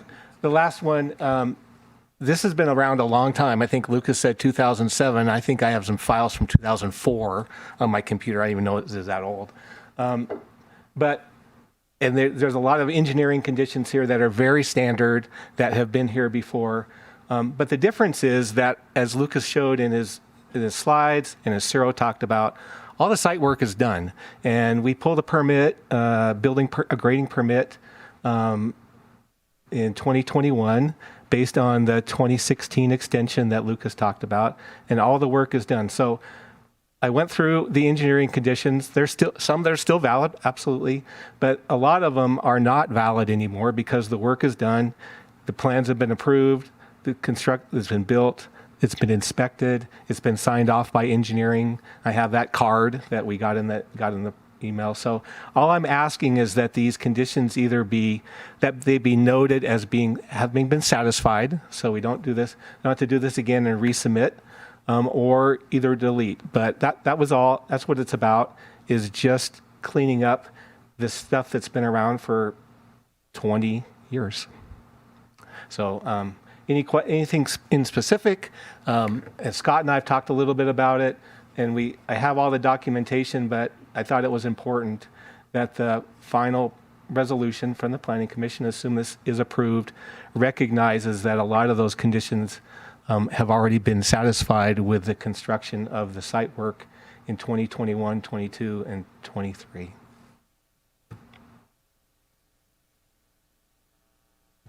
Thank you. And that was all. Thank you. Do we have any clarifying questions? And I'd like to lump both the applicant and staff questions together. We tend to overlap them, and I think there's going to be some going back and forth. Jason, I'm going to start with you. Okay, I have a lot, so sorry. A lot of fact-based things, so let me just run through them quickly. For staff, the low income set aside, the 6 units, those are still workforce housing, correct? They are. They just will be restricted to 30% of a monthly income instead of being Right. market rate. So the condition one of workforce housing, which essentially there's the first right of refusal to the local workforce, still applies. Yes, that's Okay, correct. so we should, just to be accurate, we should say it's low-income workforce housing, 6 units of low-income workforce housing and 16 units of workforce housing, all incomes essentially. Correct. Okay. And I ask because the basis of this letter, this comment letter from MAP, is that the 6 units of low-income housing we're not counting as workforce housing. But there's nothing is there anything in our code that would give that impression, or I'm just curious?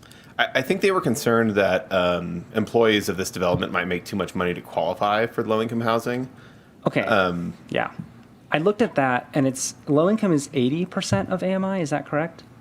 Well, there's at the developer's discretion, there's 2 different ways to do it. Okay. They can do 30%, which would be 2 units of very low, and moderate income, or they can do them all low income.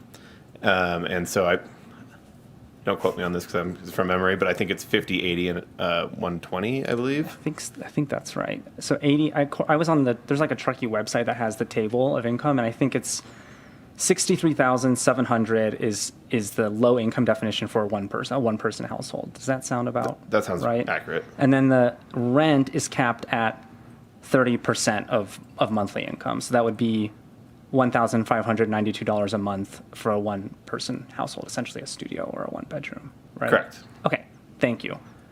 So $1,600 a month for a studio or 1-bedroom, which is Inclusive of utilities and any Inclusive of other utilities. expenses, yeah. okay. Thank you for clarifying that. Yeah. All right, those were kind of just fact based on all of that. The covered / enclosed parking the staff is recommending that it's only put on essentially the workforce housing that is not low income set aside, correct? That's correct. Okay. So there's some housing units in other parts of Pioneer. Do we require covered or enclosed parking in those other sections? All units are required to be fully enclosed. The plan development would be requesting covered as opposed to fully enclosed. And the only way that you can not do that is through deed restricted low income housing, which is exempt from that to make it more affordable to build those units. Okay. I'll follow up on that in a second, but Maybe just to add on that, I do think, and maybe Cyril can answer this, that there are a few units in the original part of Pioneer Commerce Center that don't have covered parking, kind of over by where your office is. And I think that's because those were built prior to the adoption of our affordable housing chapter in the development code. And those were something he proposed because he thought they were viable as part of his project. okay, great.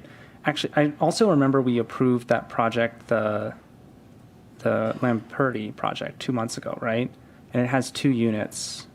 It's not workforce housing. It's just mixed use units because their minimum to meet workforce would have been 4 units, I think. But I do not believe we required covered parking or a garage. I think we discussed it briefly, but did not require it. I'm getting nods. Is that right? Okay. I think staff would know the answer to that question. We can look it up. Yeah. Okay, and something you just said, I want to go back to. So a project that has affordable housing, that my understanding of reading the code on the affordable housing section is that if it is 10% or more low income, then they can request essentially a parking waiver that removes the covering requirement. Why is that not applying here? I'm unfamiliar with that section of code. If you look at the parking requirements, it says for any multifamily units, then you are required to have a fully enclosed garage. And if they are low income units, then they are exempt from that requirement. So I'm on section 18.212.040B. So 21240B.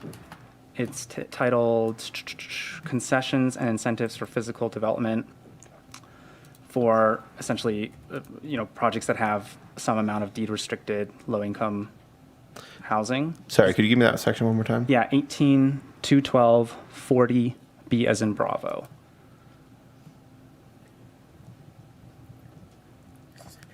And it's if you're on the development code website, it's Article 7, which I know sometimes it's hard to find the right section. It says In B, parking reduction, the review authority shall reduce off-street parking requirements for the residential project as follows. One off-street space for each studio or one bedroom, et cetera, et cetera, et cetera. Number 6, the residential parking may provide the off-street parking through tandem parking or uncovered parking. Number 7, these off-street parking requirements apply to the entire project, including market rate units. This is a density bonus concession, Okay. and this is not a density bonus project. Because they didn't ask for density bonus? They're or- not asking for a density higher than what is allowed for the site based on additional affordable housing. The affordable housing for this project is part of a planned development, not a density bonus. Okay. So they, even though it's low income, it doesn't meet the density bonus requirements because they're not adding more density essentially to the project. Yeah, and the affordable housing for this project is applying towards a different incentive. And then these are incentives that you can accrue through providing more affordable housing as an incentive for you to give us more affordable housing for the community. I have to think about that, but okay. I think, so it's 25% affordable housing regardless of whether that's a good thing, right? Yeah. Okay, just confirming that. Yes. I have a question for the applicant. Assuming we had to add a covered garage or an enclosed garage, how much would that cost? Particularly in terms of if that had to be recouped in terms of rent, how much is that adding to the rent each month? That's a good question. It is a bit complex. In this particular instance, it even becomes more complex because our on-site parking or off-road parking for the entire thing, most of our parking is under the utility wires, and it's a transmission utility agreement that we have with Nevada Energy prohibits any structure that exceeds 8 feet in height. So if you can imagine building a garage and you have to have the roof and all the structural components, and then whatever's left maybe be 5 or 6 feet tall, it makes it impossible. If we were to, in the alternative, if we were to build covered parking in the terms of like a garage, an enclosed garage, and actually I can make an argument that the type of carports that we built, I think Danielle referred to this a bit earlier, in my experience, we have 6 buildings in the original workforce housing that we built with our buildings. We have 6 units in building J, which is a building on the north side of Pioneer Trail. We built garages. We built 6 garages for those buildings. And we had a nominal rental amount for those of $150 a piece. Never have a taker. I don't know how old that building is, like 10 years old. They all prefer to just park outside and not pay anything. And I'll correct that. I had one taker, but they ended up using it for storage, not as a garage. So in this particular case, if we were to build some garages, we would have to encroach on lot number 4, where we already have designed a building that's in front of you tonight for approval. We would most likely take away that lot. And so the opportunity cost of taking away that lot would be in the hundreds of thousands. And then to build garages in today's world with snow load and everything else, you're talking about probably, 16 garages at 200 square feet apiece, which is 10 by 20. That's too short for putting a truck in. Would be 3,200 square feet. So that takes the density of about 4/10 of an acre, because we have a 20% FAR, right? So if you interpolate that down to the cost of the building of the garages and the cost of the land there, you're looking at in excess of $1.6 million. Now, it's not clear to me if we can up the rent on these market rate apartments by $400 to $500 a month. And my goal is to provide a common sense and reasonable approach to workforce housing so we can get some workforce housing built. Now, in the alternative, I have another, it's called Building M. It's behind the Camp One gym. I built a covered carport type garage, not garage, but a carport on those. And I've had some experience with that. And those, because of you have a garage kind of the roof of that supported out in thin air, right? So now we have winds coming up and lifting up on that roof. So the engineering on those exceeds by quite a lot engineering on a stick frame garage. So, and the concrete footings for those were massive. It requires a lot of concrete work, and now they're parking under them and the snow is still blowing on the car. and I already explained the difficulty in the snow removal. And I want to go back to the built garages first. If we were to do that on a lot, because we cannot do that in the parking lot in the proximity of these apartments. I tried to put these apartments toward the rear so they were more connected, like over to Coachland, and have more privacy from the commercial activity in case there are children and dogs and things around. So they would have to walk out of their apartments and walk to their garage. Now you have garages that look like a mini storage, because we got 16 garages totaling 20 feet wide by, 320 feet. What's that look like? So that compromises the integrity of my project, compromises the architectural integrity, and it renders, in the case of garages, they will be mini storage. Because when you have an apartment that is 400 to 500 square feet, and all of a sudden you have 200 square feet for your garage, which is almost the same cost as building the interior space, every room but the bathroom and the kitchen. So it's really counterproductive. How many people do we all know that use their garage for storage? Even if you have a single-family residence. So it's counter to our objective of getting workforce affordable housing. And we all struggle with that in this town. Believe me, I've been a real proponent of workforce housing. I've done a lot of it. I did the 66-lot subdivision called Spring Creek, and I've built 15 apartments myself, and in two of my developments, Pioneer Industrial Park and Truckee Industrial Park, both of those had some requirement for housing, and I can tell you what the results of that have been. It's scattered, so it compromises your design. You can't have families and kids and dogs next to an industrial building.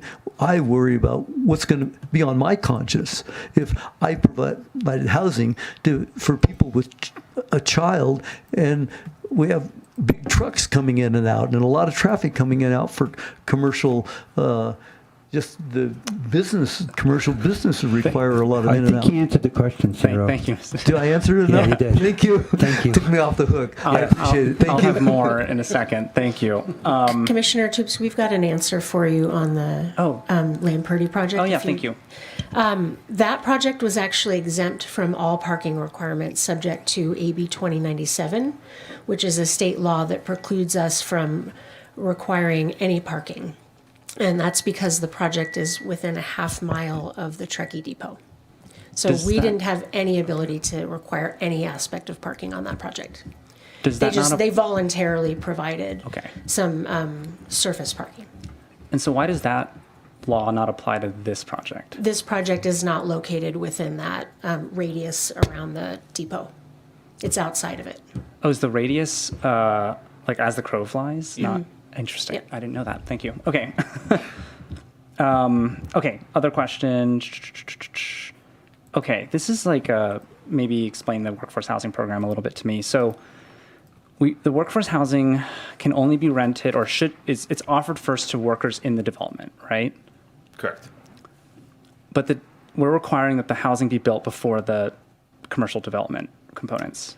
Not built before it, but the certificate of occupancy needs to be issued for the residential building before the commercial building. So they can be built at the exact same time, but you just can't complete the commercial building until the certificate of occupancy is issued. So they could be 100% finished physically, but they just need to get their ability to be habitated. And that's just the one other build. We're allowing one other commercial building along with the workforce housing in phase one. Phase one would be residential and another building, and then the certificate of occupancy would be issued for the residential first, even if they're both completed at the exact same time. You can't rent the commercial before you rent the residential. Okay, but I don't understand. How can you rent the residential?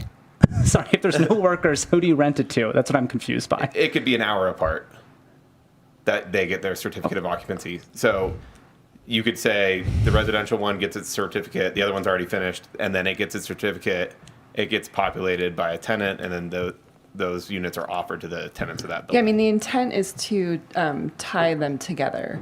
And that's just based on history where we did have some projects where the affordable housing units didn't get constructed on the same time frame. And then, project may default or get sold and then we're out those units.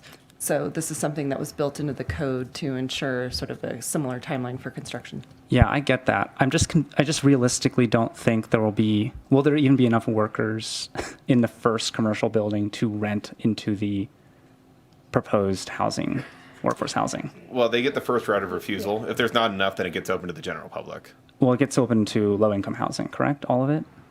Yes, I believe so. So I guess I'm just worried that I don't know. I'm worried that what will happen is two buildings will get built. One is a commercial, one is a housing building, the workforce housing. The commercial will have 4 or 5 tenants. These aren't big buildings, right? Let's say each one has 4 employees. It's only 16 employees, but we've built housing for 22. Maybe 5 or 6 of the employees take the housing, which is great. But then the other 15 units are just going to go to low-income housing and then not actually house the workforce I don't think there's a solution here. I'm just observing that the timeline is a bit. I mean, the code doesn't mandate that the project house its own workforce demand. It simply gives preference at the first stage to employees of the project.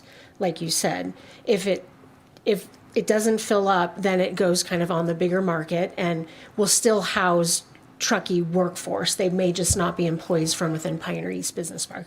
Okay. Does that defeat the purpose to you, Jason? I think it's a little. I mean, I don't think there's a good solution, but Yeah. I think it is a little convoluted. But All of them would be deed restricted for low income. For workforce. workforce. For first right of Yes. refusal to Yes. employees of this development. But after, let's say that they don't fill, then they're still deed restricted to workforce, are they not? Or there were some Then stipulations? they would become low income, and when they turned over again, it would be first right of refusal to anyone from the development after, successive buildings had been constructed. Okay, thanks. Yeah, the turnover would be, I assume, more workforce heavy as it turns over. I just The think, more buildings that are built, the Right. more people there would be to rent these to. Yeah. Right. Back to the development code in the workforce housing section, 18.216.60. It's literally the same PDF as earlier. You just keep scrolling down, basically. So 18.216.60. It says bonuses, incentives, and concessions for workforce housing. The following bonuses, incentives, and concessions shall be made available to development projects constructing all of their workforce housing on-site or off-site. Does this project meet that?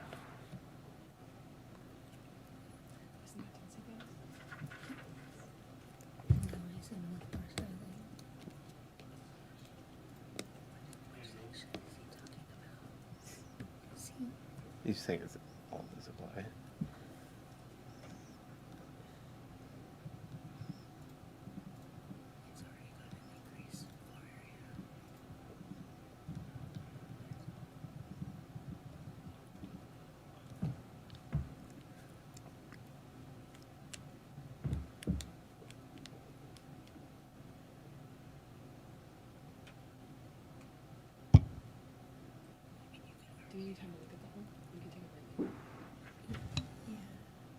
If it's not a long section or not too difficult, could you pull it up so we can look at it? That'd be great. My Our laptop other about option dead. is if we could take some time to look at it too. We could take a break, or you could move on to other I questions. have other while we're questions. still looking at this. Well, while they're looking at that, perhaps we're talking about parking and workforce housing, but maybe I'd like to see if any of the other commissioners have a question or concern about the parking requirement. I mean, your next questions are about the parking and workforce as well- a incentive. I'd like to get through all because I like go off. I go a little bit off book in a second, which is fine. But maybe it's up to you, Chair, how you want to handle it. Because like we can go by topic, but then it might be a lot of back and forth on questions and stuff. Or we can just like get all the topics on the table and then decide what we want to tackle. Because some of my topics probably no one wants to tackle, and that's fine. But Okay, I'd like to take just like an actual 5-minute break. That's Is that fine. enough for you guys to look at it? Just Sure. a little bit, give staff a little bit of time to look at that. We're gonna take an actual 5-minute break and try to reconvene at 6:59 according to Cupertino time.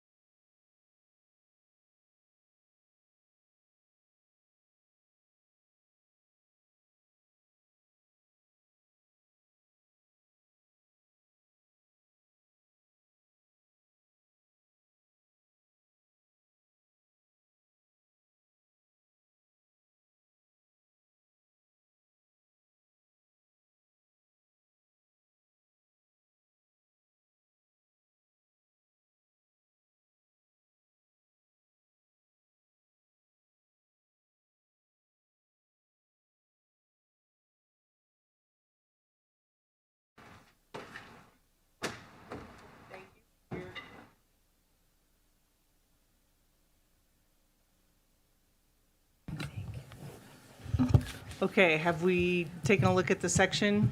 Yes. Can we call it up? Or Yeah, if, I it's, can put if it it up. does apply, let's put it up. If not, you can just. Well, it could apply. Could apply. It was not a requested action for, it's another density and bonus concession that they could have requested, but it was not requested by the applicant. The applicant asked to process this through a plan development. So if it is approved today to not have covered or enclosed parking, it would be through the plan development, not through this section. So I'll just clarify a little bit. Yeah. So this section does circle back to the state density bonus section, and pursuant to that state law, we have to receive a request from the developer at the outset of the application. That wasn't done, not a big deal. I think, as Luke indicated, if the commission wishes to waive the requirement for covered parking or partially enclosed parking or whatnot, we think you can fully do that through your discretion that's granted in the plan development, and that you don't need to circle back onto this section. I think in the future we can, we're making a little bit off the cuff decision with only a few minutes to deliberate on this, but that's kind of our gut level check because it does circle back to density bonus. But again, if you are interested in waiving the parking, we do think you have the ability to do that tonight, and that no further continuance would need to occur to modify the request from the applicant team. Thank you. And to clarify, I'm not, at this point here on 18.2.16.60, I actually am not looking at the parking section here. That was, I totally hear you that that's a density bonus thing and that's a separate program. This is just the workforce housing section of chapter 18.2.16, which I do not think is tied to density bonus. It's tied through this section here. Chapter 18.212 that's part of the density bonus. So it kind of circles back. You can still use these bonuses and concessions, Okay. but it does require an analysis on the part of the applicant proving how it benefits the project, which was not supplied. Correct. Which was not a requirement for the plan development, which they are eligible under because of the 25% inclusionary housing. Okay, wait, so. Hang on a second, I think we Yeah. might need to pause. I may have in error resumed the meeting without one of our Oh. commissioners. So we will wait.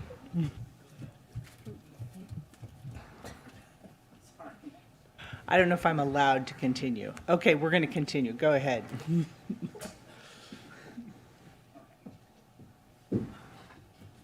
So, okay, I'm going to take a step. Sorry, I hate to, I'm just like, and maybe we won't find an answer. I just want to like learn more about the code here. So Article 7, housing, has 6 or 7 chapters. The first of which is affordable housing controls, then density bonuses, concessions, and incentives, then inclusionary housing, and the 4th chapter is workforce housing. The workforce housing chapter applies to any workforce housing project, correct? Correct. Regardless of density bonus. Correct. Okay. In that chapter, there's a section called bonuses, incentives, and concessions. Do those bonuses, incentives, and concessions apply to all workforce housing projects that, as the code says, are projects that are constructing all of their workforce housing on site or off site, i.e., not doing the in lieu fee? Item A through E would all apply to workforce housing. That's correct. Okay, thank you. So this project, I think, meets items like could request. Now it doesn't say has to, but may request. I think it says technically shall be made available to development projects. So development projects shall have the opportunity to have an increase in the floor area ratio of 0.05 and exclude the residential floor space from being counted towards the maximum of allowed floor area ratio. Is that correct? Yes. Okay. Was that done in this application on the staff report, or? They were not requesting that Okay. specifically. Could they request it?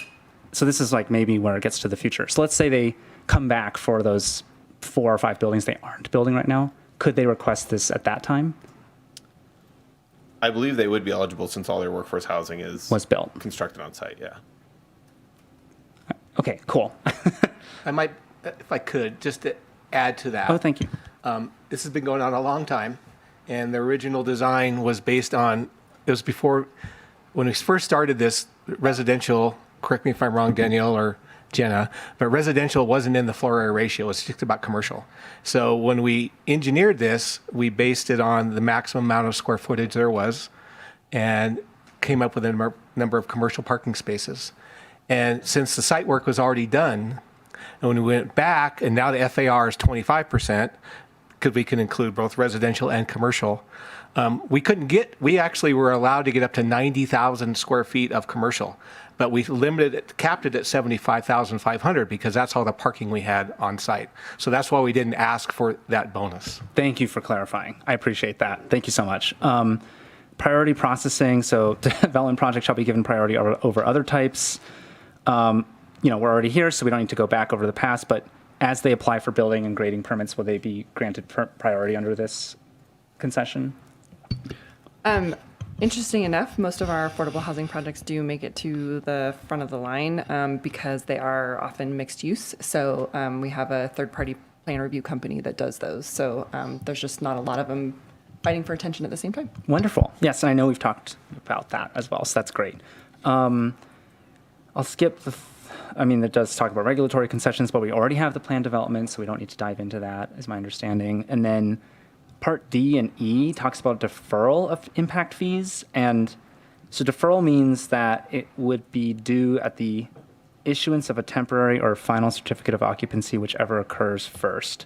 I think condition of approval 30, I'm pulling it up, 34 and 35.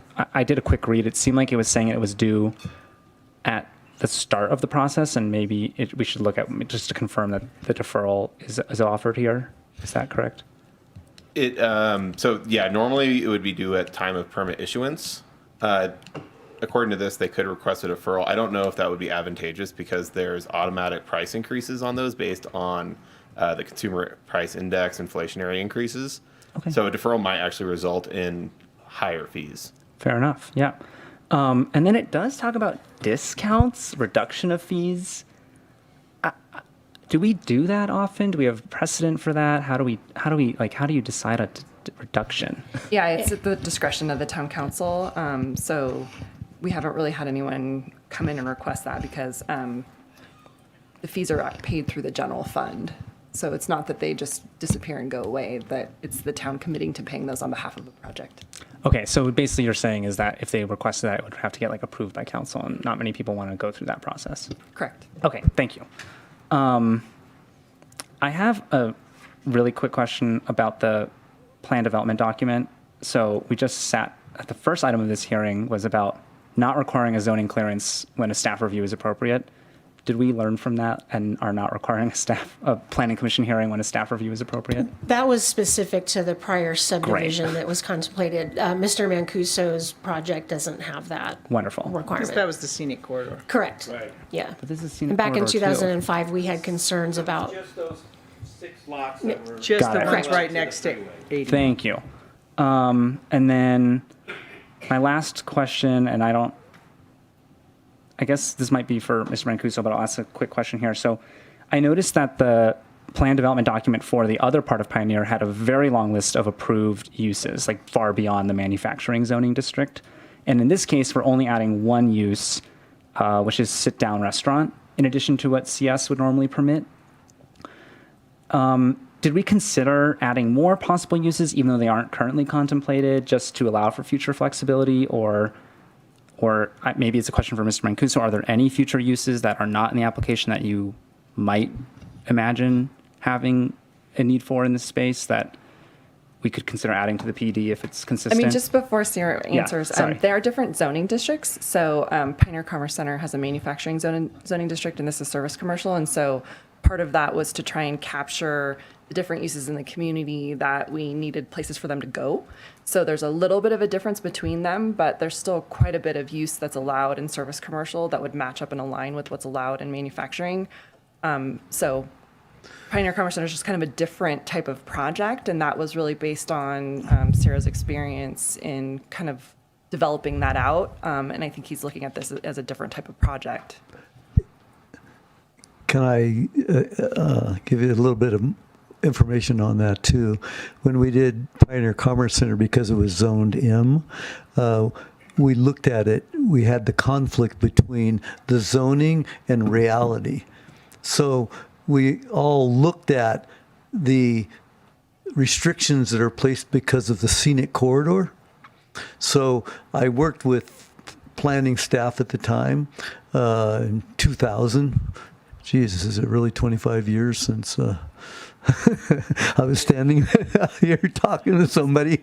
But we looked at that and we said, well, wow, all industrial uses are going to be really boring. We're going to have one-story things with tractors out there all the time and all this. So we were given all of these extra uses. And at the time, because everybody just wanted to go because they finally found a developer that was willing to do two-story things and make some nice-looking buildings over there. And so that was why it was specific to this. But to answer your question on this particular thing, the only thing that I would like to have, I don't want to ask for more uses for light industrial or messier things, because as you see, I think we have a really nice looking project here that has a lot of uses that are important for the community, because we know at Pioneer Commerce Center we have 239,000 square feet of space. We have 140 tenants, and my wife can speak to this if you like. But it's nice to have a variety of uses, because sometimes in economic times when office is good, but then other times office is not so good, and carpenter shops are better or whatever. But we don't want to go there with this. But there is one use that I would really like to see in this, and I don't know if this is possible, and we may have to look at parking, and we may have to look at it in the future to see how the other things are developed, because we do have some other lots that we're not talking about right now, and we don't really know who the occupants of these buildings would be. But it would be really useful to have some sort of medical involved, so that because we have a lot of demand for, like, just not a hospital, not something really intense use, but dentists and physical therapists and things like that. So that would be something that I would like to see in this, Thank and I you. think it would make it a better project. Thank you very much. And Chair, I'm done with my questions. I'm sorry Thank you, for Jason. monopolizing so Let me much get some time. clarifications. Mitch, do you have anything? I do not. Amy? So I'm looking at the requirements for workforce housing and affordable units, and maybe it's called out, but like which 6 units would qualify for affordable housing? It's at the discretion of the developer. So we don't know. Because my feeling is, I don't know what you all know better what the demand is in this community, but you only have two bedrooms. It seems to me the affordable housing is particularly constrained when you get into the family zone. So I am concerned about the mix of studios, a lot of one bedrooms. You see this more in New York City, but here it seems more like we have families or people who are sharing apartments. So that is a concern to me. If you end up everything occupied except for the studios and a couple of one bedrooms, and those are the only affordable housing units, that may not be serving the community. But again, somebody tell me differently. I'll provide some anecdotal data. So we often get to look at the waiting lists for our affordable housing projects. And so when we go through those, we get them on an annual basis. We kind of look at what's being requested. And by far, currently, a single occupant household is the one looking for a deed restricted unit. So we do have that, but I also think you've got a property owner here who has a lot of experience renting out these types of units and kind of also understands what their demand is in the real market too. Also, I'll add that the North Tahoe unhoused strategic plan, I don't remember the exact name of it, it has a table of the housing gap by like unit type. And actually the kind of 2 and 3 bedrooms was actually, I mean, there's a gap at all levels, but it wasn't as bad. The gap was like kind of, I don't even want to say the number, it was astronomical in how many housing unit gap we have at the 1 bedroom and smaller, basically. I can find that, but yeah, it was. But it changes over time, right? We might solve the studios one day, and then in the future we're back to we need more 2 bedrooms. we can't solve every problem with one particular building. I was just interested in like, how do we determine which, and if it's at the discretion of the developer and there's some sensitivity to what the demand is so that it's not filled completely, and then the units that are left over are the units that are least likely to be rented in the affordable housing category. And that's probably something staff can kind of keep an eye on. I'm from New York. I had condos and co-ops where you had to go out in the street and dig your car out. So parking is not my particular concern. I think people need to be housed first before we worry about their car. So I have no problem with not having a parking recommendation, which probably goes against what most people might think in this town. But Do you have other questions? Do I have other questions? Because I would like to discuss that, but Yeah, we can do that during we can deliberation. definitely discuss that. That was my main question, was the which of the six. And I actually, a follow-up question, you were talking about if there are children, or I can't tell from the drawings, and maybe staff can help me out, what is the access point into this property? Does it come from Pioneer, the trail, or does it come from the main road?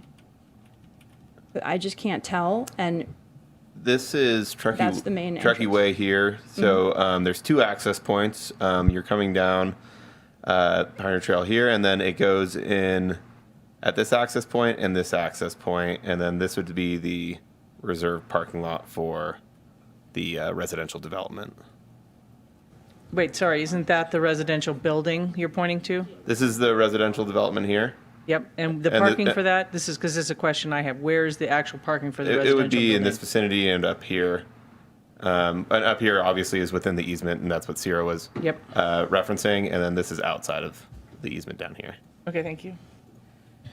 so one more question. So then the hash marks here, are those, what does that represent? Does that represent sidewalk or pedestrian access? That the hash marks, I believe, are open space. So is there a sidewalk that brings people who are living in this building to the street? There is internal circulation sidewalks. It looks like the closest one would probably be here to take you out to the street. I think there's another one in the northwest corner. I was out there the other day. This one right here. Yes, I Up also higher like the there, side. right there. Yeah, up higher. That goes through the crosshatch zone up to the easement. Isn't that a sidewalk there, just to the left of your cursor? There is, I thought I yes. saw one out there. There is, yeah. Yeah. Because I was looking for that.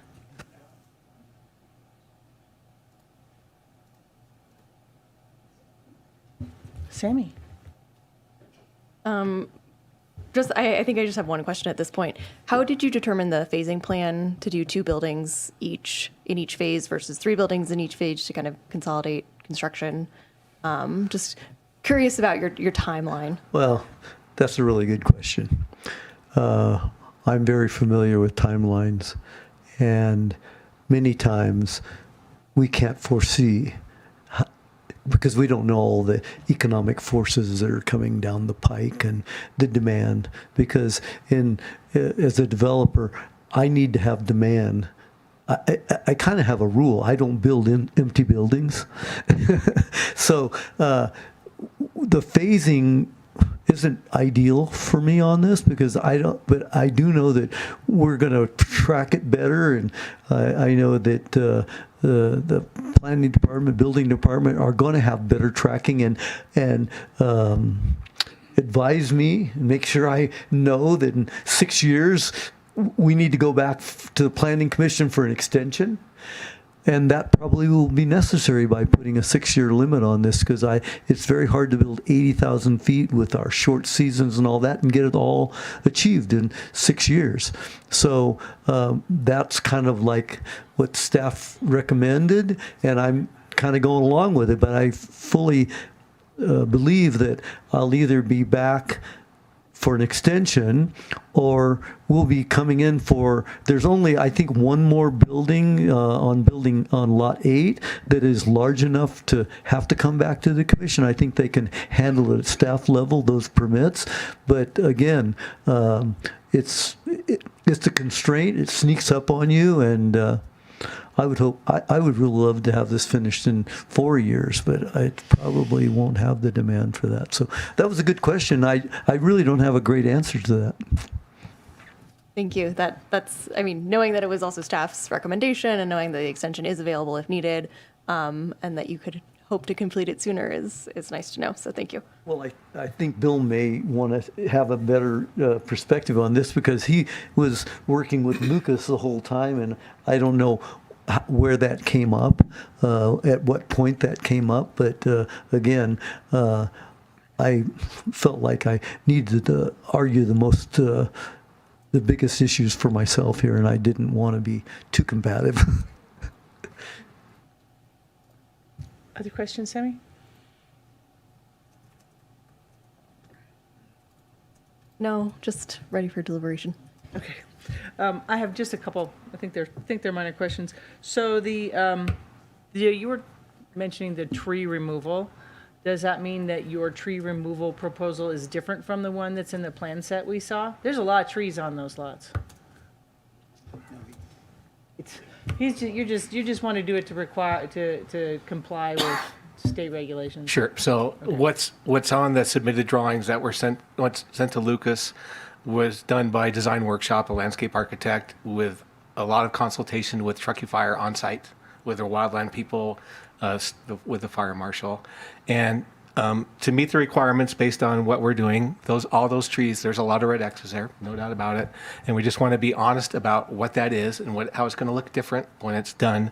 But from a practical constructability standpoint, does it make sense to come in and do each lot piecemeal and tip the trees over and worry about all the things that go with tipping over the trees? Or does it make sense to come in and do what's done on the drawings, have the buildings staked before we do that, so we make sure we have the 30-foot rule, and take them all out in September or October, after the raptor nesting season, whatever that is, because that's a permit condition. So that was the idea. Get a CAL FIRE permit for a timber harvest plan, an exemption, and go for it. And it's really just about a practical constructability safety thing. Were you asking just for the six buildings, or the other I 4 think lots also? I'd like to do all the lots. That's what I would assume. It's a lot more efficient to do it that way, and safety and all. There's a fire safety involved for me. Okay, that answers my question. Thank you. Scott, question for you. Is there already formal documentation that several or many of the engineering commission conditions have been satisfied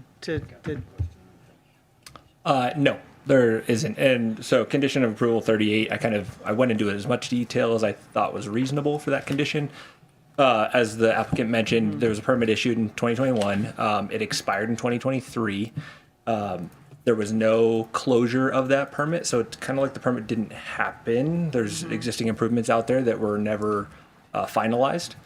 And so really the condition, and I spoke with Bill last week, it seems like he has all the documentation in place. It's really a formality of applying for a new grading permit for the site work, and then having engineering confirm that they've met all of those requirements, go out there, inspect the improvements, make sure it all meets engineering standards, and then close out that permit to formalize the improvements out there.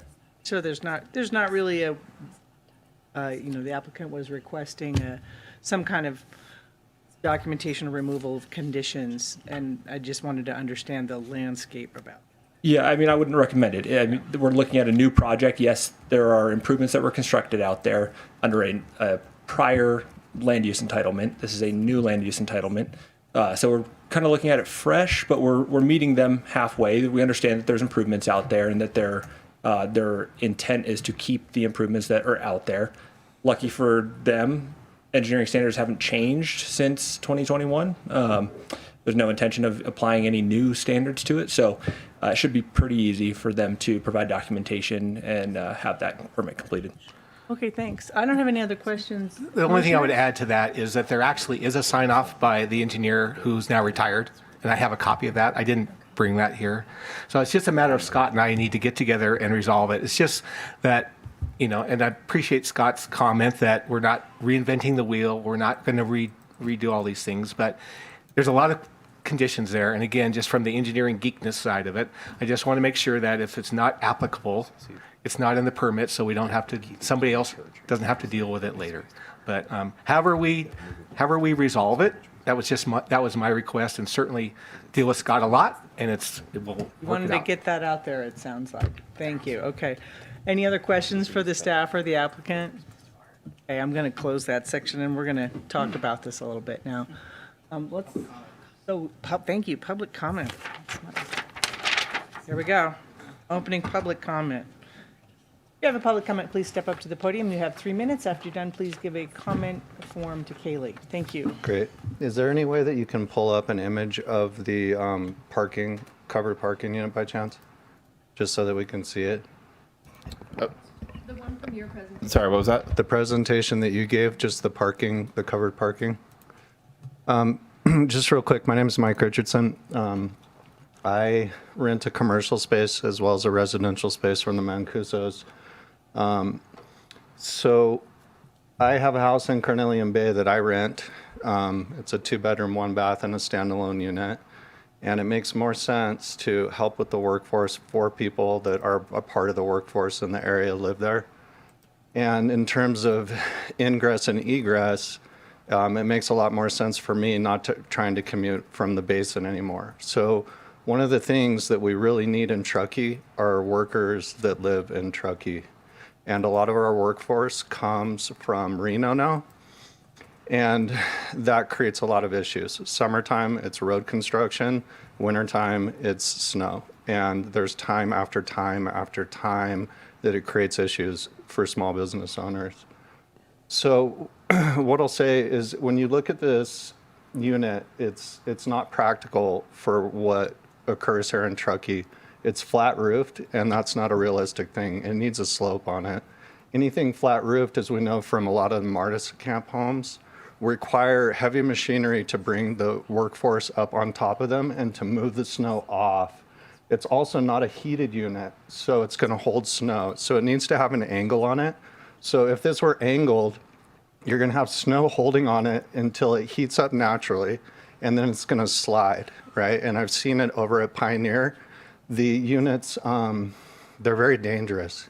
And then you also have the icicles and all of those things that they're building during that time that create even more hazards. So we're looking at safety for people. And then the other part of it is that all of these things require lateral support, which reduces the height of the vehicles to come in, right? So you don't have a clear, this isn't a very practical design, honestly. And, like with gutters and things like that, it's just not realistic.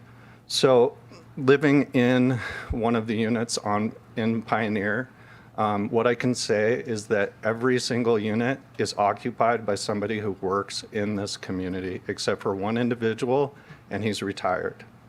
And so I know that the Mancusos are very proactive with it, and a lot of times you see a much different version than what we see as tenants, especially residential, and for me being commercial, it's incredibly challenging to keep my studio staffed. It's become really an issue, and I'm not alone in that. So from that, that's really about all I have. But what I can say is that Thank you. having the parking is great, but it is not necessary. We have to be pretty strict about it. Thank you so much No for your problem. comments. I'll fill this out too. Thank you. Don't start the clock. My name is Katie Mancuso. I have a lot of experience because I've been married and working with Ciro for 25 years.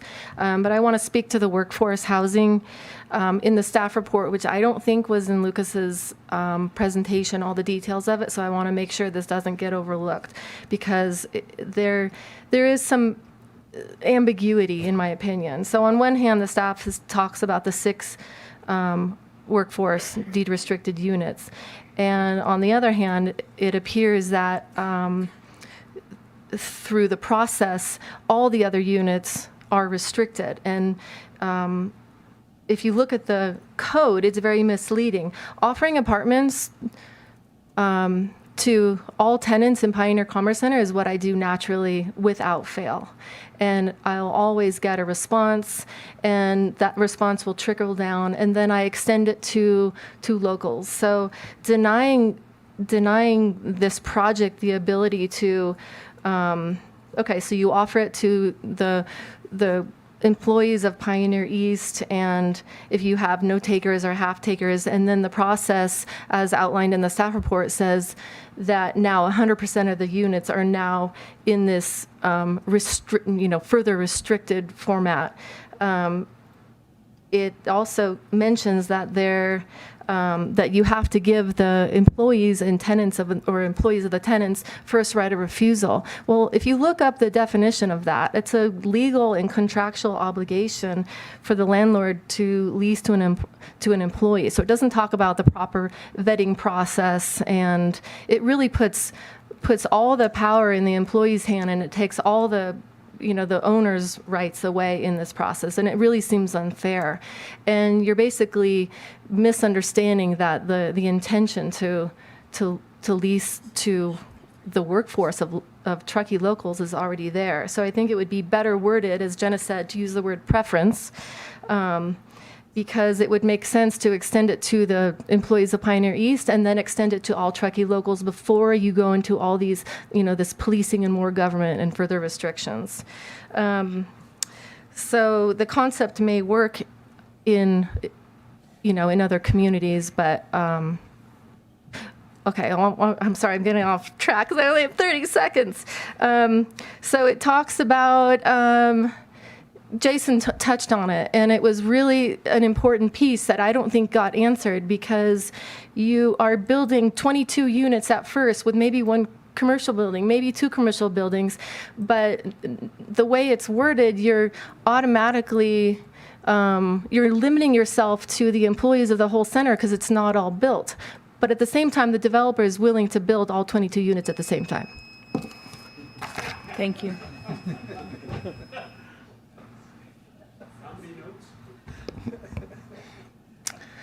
Hi, my name is Alex Way. I'm the property manager at Coachland Mobile Home Park and Village Camp Truckee RV Park.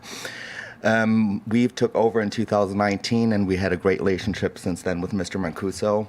I'm speaking as well for Scott Roberts, who's the actual owner, and we just want to speak up and say that we fully support whatever the project is planned. We do have over 100 mobile homes. We do have, which is affordable housing. We house over 200 residents, which we know would benefit from the proposed plan that the applicant has presented here today. So we fully support whatever is presented here today. Thank you.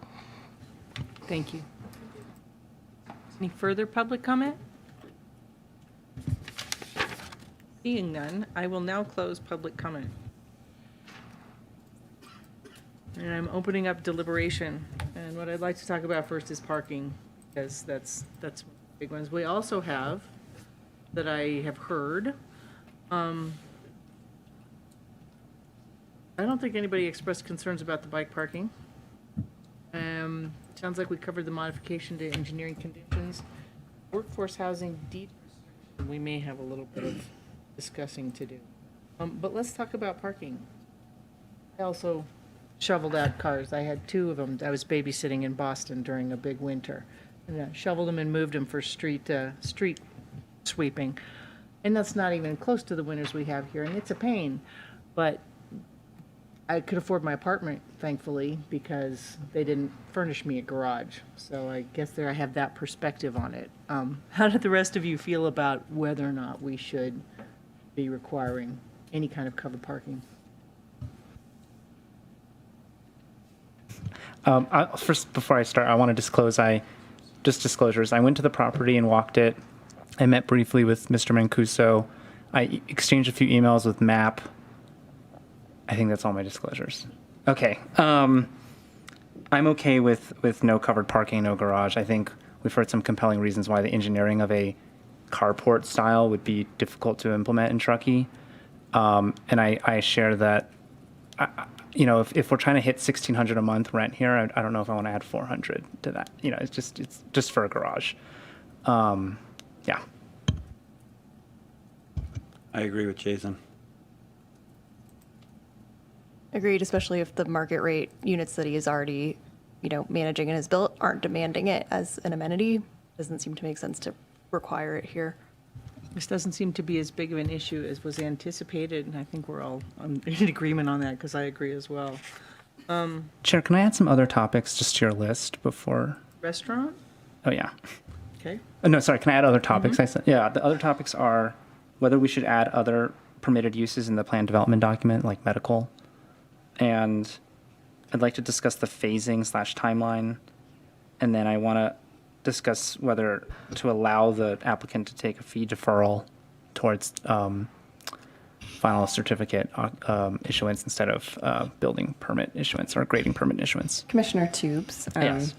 sorry to interrupt. We can't actually add any uses that weren't contemplated because we didn't review those as part of the environmental document and they weren't noticed as part of the project. Thank you for noting that. Okay, I'll take that off my list. Thank you. Is the trees on your list? I thought we were all good. Let's put that on there. No, I mean, it makes sense from efficiency standpoint. I was just wondering from the document standpoint. Do you have anything you'd like to add to the topic list? I just want to make sure we talk about the trees. So he's got lots that he's not proposing in this, so they don't have a permit. So I'm not sure how that would work if he was trying to remove trees off of the parcels that aren't included in this or on the parcels that are in phase 2 and 3.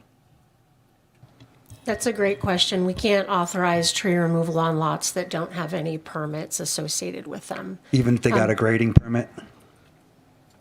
Well, the grading permits are only issued for each project. So if he were doing all the buildings at the same time, then yes, we could do that. But if he's only doing one building at a time, then it's limited to the area for that one building.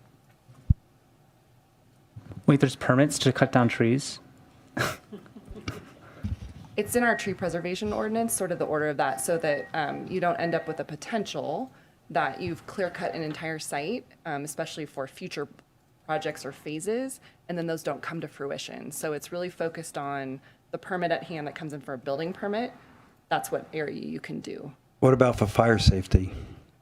Right now, there's some challenges between sort of what's in our development code versus what's in fire code. So Wouldn't fire code take precedent over that? we do have requirements in the state fire code, yes, Yes. that we would comply with, but it still doesn't say that you can go out and blanketly cut everything. So there's still a town review process for that. But I will add that our code does have some allowances for fire, for defensible space, and there's a process that a property owner can go through with fire. But that's different than what's being requested, right? Yeah. Because defensible space might have the, 10 feet between tree canopies and removing the underbrush versus removing all the trees. So they're different. I get that, but at least it's a start. Or are you trying to remove all the trees like you're building on them? Because I understand what staff is saying. Ideally, what I'd like to do is clear all the trees where, well, the process would be that we would have all these lots staked on the entire parcel. And we know where these 6 buildings are going to be. We would remove the trees where the building's going to be, and we would apply the defensible space to the remaining trees and make sure they have the proper separation and it would all be done with a forester, of course. And, ideally for me, I think state law is only going to allow you at most to do defensible space on all the lots. Yeah. That's otherwise I don't see us being able to give you any more. I think it's the town tree ordinance that would allow you to do. Well, there's some legitimacy to cutting down a ton of trees for a piece of property that ends up not being built on. So there's some legitimacy to that concept. There is legitimacy to that concept, but I would defer to saying this, that we remove the trees on the lots that are covered by this permit, and that we, on the lots that are not covered by this permit, we would just adhere to CAL FIRE's recommendations for those trees. And that would probably just be doing defensible space and making sure they have the proper separation. Right. So I agree with that, because who knows? Commissioners, I'm on slide page 24 of the plans, and yes, the lots that do not have buildings are not being clear cut. They're just being thinned to meet defensible space requirements, like canopy requirements. So the normal process, Jason, is that he's going to be pulling 2 permits per phase. So in theory, he should only be allowed to clear cut those 2 lots that he's pulling on. He can't do all 6. He's only 2 at a time. He's asking to do all 6. I see. Correct? It sounds to me like we don't have a vehicle for permitting that. We don't. So it would be whatever we have, a building permit in for, whether it's, grading permit plus building permit, but those lots. So if it's, in phase 1, there's 2 buildings being constructed, Right. That's the limits of what we would look at. And then, yes, defensible space could happen, but it's not clear cutting all the trees. And yeah, it's truly defensible space. And just to clarify, the planned development is not a vehicle to allow this, or the fact that we're reviewing the whole development at one time would still not allow a master landscaping plan all at once? I mean, it's not a master landscaping plan, that it's a tree removal discussion. So the code has been set up for tree preservation. And as I explained, primarily for that example where we're not doing mass pad grading, we're not doing mass tree removal for portions of sites that don't have their building permits ready to go for those. So it preserves the ability for that to happen as part of future phases. And it's lots of things. It's soil disturbance. It's the aesthetics of it in the near term when we don't know when those future phases might come in. So that's something that the community's been pretty vocal about, which is why it ended up in the development code. Prior to that, we didn't have a tree preservation ordinance or a lot of specifics about grading. I mean, we could certainly review that section of our code in greater detail. We would not be able to do that tonight. And we would potentially need to amend the CEQA document to kind of reflect more of a clear-cutting scenario, which it's not really how it's written tonight. I think if that's something the commission and the applicant wanted to consider, we could potentially get there with some additional work. I think but it wouldn't be tonight. I think we understand the concern, right? Yeah. Because obviously if you've got a tractor out there and you're going to knock down trees, you don't want them potentially knocking over onto something that's already developed, like an existing building. But I know that our companies in town are very skilled and kind of understand phase projects too. So I think there's a way for us to look at the phasing plan the way that it's proposed and come up with some reasonable amount of tree removal for those phases that would meet the applicant's needs. Some requirements that would be defensible space oriented requirements. Yeah, I mean, we can always review the forester's report. So I think that's, probably step 1 is, since that work's going to be done anyway, we would be able to look at that. Seems like maybe we could leave that as is, because there might possibly be a vehicle through arborist, forest, or defensible space requirements. Or to have the applicant continue the conversation with staff as far as the CAL FIRE part of it is concerned. We could make that recommendation. Yes. Like that? Okay. Any concern with the Trees. scenic corridor? Trees can be checked off. Scenic corridor. Everybody, I drove past this on I-80. I don't think, and I went to the site and looked at it and squinted and said, it's not going to be a problem in the scenic corridor. I'd just drive by and go, I might want to eat at that restaurant. The maybe. middle of that building is the tall part, right? How much taller is that than the sides? The building that's over 25 feet into the 300-foot setback. Oh, I think it's probably 5 to 10 feet. Just that middle section.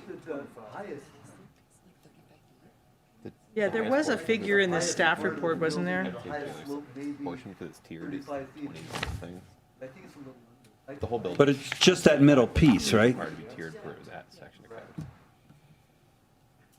Can we look at building number I one? think Luke was just saying it's 33 feet from his recollection. Yeah. And it's just that middle section, right? Then it comes down on the 5 next to it. The scenic corridor section requires that buildings be tiered, which this one is. The first section is a single story, and then the second is 2 stories high. If I recall correctly, the first story is somewhere in the 20-ish to 25 foot range, and the second one is under 35 feet. If I recall, it's around 33 feet.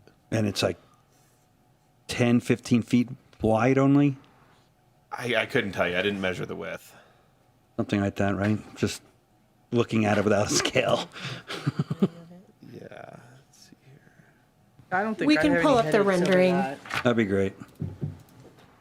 From my presentation, it had a pretty good building 1. That's this one, but I don't have any dimensions. We had it in the staff report here. Yeah, see, it's got that middle section that's a little bit higher than the sides of it.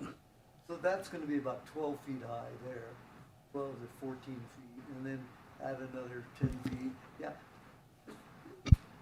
It's a, Bill. So, Lucas, you think that's around, just that middle section is around 33? Yeah. This section right here is. Yeah. Yeah. And what's the 15 feet max wide. in the scenic corridor again? It's 25, but if the view is obscured, in which case because the CHP building is like right there, you can not really see it. It can be augmented at the discretion of the review authority. Okay. I think the part of the building that would be visible would be pretty much consistent with the other things you could see there and not really objectionable. Just for perspective too, our single family zoning, the height limit is 35 feet. So that gives you kind of a sense of where you can build height in the community. Let's talk more about height limits, shall we? Kidding. Okay, I'm fine with Scenic- it. You fine with the Yes. scenic corridor intrusion with this height, Amy? Intrusion, sorry, is maybe not the word to use in. I have no objection to the height of the building. No objection. Height, scenic corridor, table service restaurant? We're asking to include that. Yes. Yes. It's okay. Order in, and we're requiring outdoor bike parking for guests. I personally would not back off on that. I will say one thing, and it's such a minor amount that I'm not going to quibble, but I do want to point out that in mixed use developments, there is a policy in our housing element actually, that if you're in a mixed use development, you're supposed to look at the peaks of the parking demand, and it's written to be for car parking, but the same could apply for bike parking. So 41 spots are required for the commercial spaces, right? And then we're saying that there's 2 extra spots required for guest parking at the residential side. I really doubt that the guest parking is going to have the same demand peak as the commercial space. So because it's a mixed use group, I could see how 41 spaces would be sufficient for both guest and commercial, but 43 is not really changing the story. So I don't really care, but I just want to point, I do think it's important. Mixed use is great because it allows these different peaks of demand, right? That's why we're encouraging it more. People coming and going. People coming and going. A yoga studio has a peak in the morning, and then the restaurant has a peak, and a coffee shop is a little bit after that, and then comes the restaurants, and then comes the housing, right? So we sometimes do this approach of adding up the uses as though they're all concurrent, and it's not actually true, right? In a mixed use, and I just want to, I'll get off my soapbox now, but I just want to comment that. But you don't see a need to necessarily peel that one back. It's not a huge requirement. Anything else on that? Okay. We had a request to modify the engineering conditions. It's my understanding that we're not allowed to modify engineering conditions. So, and it sounds like their circumstances dictate that we should not do that. Other opinions on that? If it's already been final, then why is it here again? So the permit has not been final. So Bill, I haven't seen the email that he's talking about. As he accurately mentioned, the engineer that was managing the project is retired from the town of Truckee. I haven't seen the email in our building permit system. There's no final on the permit. So just going off of the information that we have available, the permit has not been finalized. the land use entitlements have expired, thus the need for a new permit. So if the applicant can prove that it's been final, then can we remove these conditions since they'll be no longer applicable? Can't do that tonight. Not tonight. But yeah. But we recommend that you would discuss It's- that. It's been finalized, but Scott I doesn't can't know think. about it, but we have been emailed, and I saw it today. It's from the E-Suite, and it's signed by Mike Bond. Let me This ask, would involve can I a ask this continua- question? I think this would involve a continuation because we can't do that tonight. So He proves that they're final, then these conditions are met. There's a difference between having a sign off by one department and having a permit finalized out by the building department. So we would need to understand what information they have to even decide if there's different information out there. But as far as our system shows, there's been no final issued by the building division. I understand we could continue this if if the applicant would like to, try to present the No. information. I don't think that before we that's decide. necessary. I think that we have a good enough rapport with Bill and Scott that they can, the things that we have, and it may not have been final by planning, but it was by engineering, and Scott's more involved with the engineering part. I think that we can, leave it for them to work it out. All right, you guys can work that And, out. All right. and that's fine. And we don't Okay. care about the condition being there as long as we don't have to get new permits and do all this thing over. So the burden of proof will lie with us, and we'll do that. Okay. Then I think the last one that was on my list here was workforce housing deed restriction and phasing. And I don't know if you were bundling those two issues together when you mentioned phasing or not. No. I don't actually remember did I want to talk about workforce housing deed restriction? Not really. Does anybody want to talk about workforce housing? Oh, you're deed talking about the restrictions? code. Yes, we can talk about that. Well, do we need to?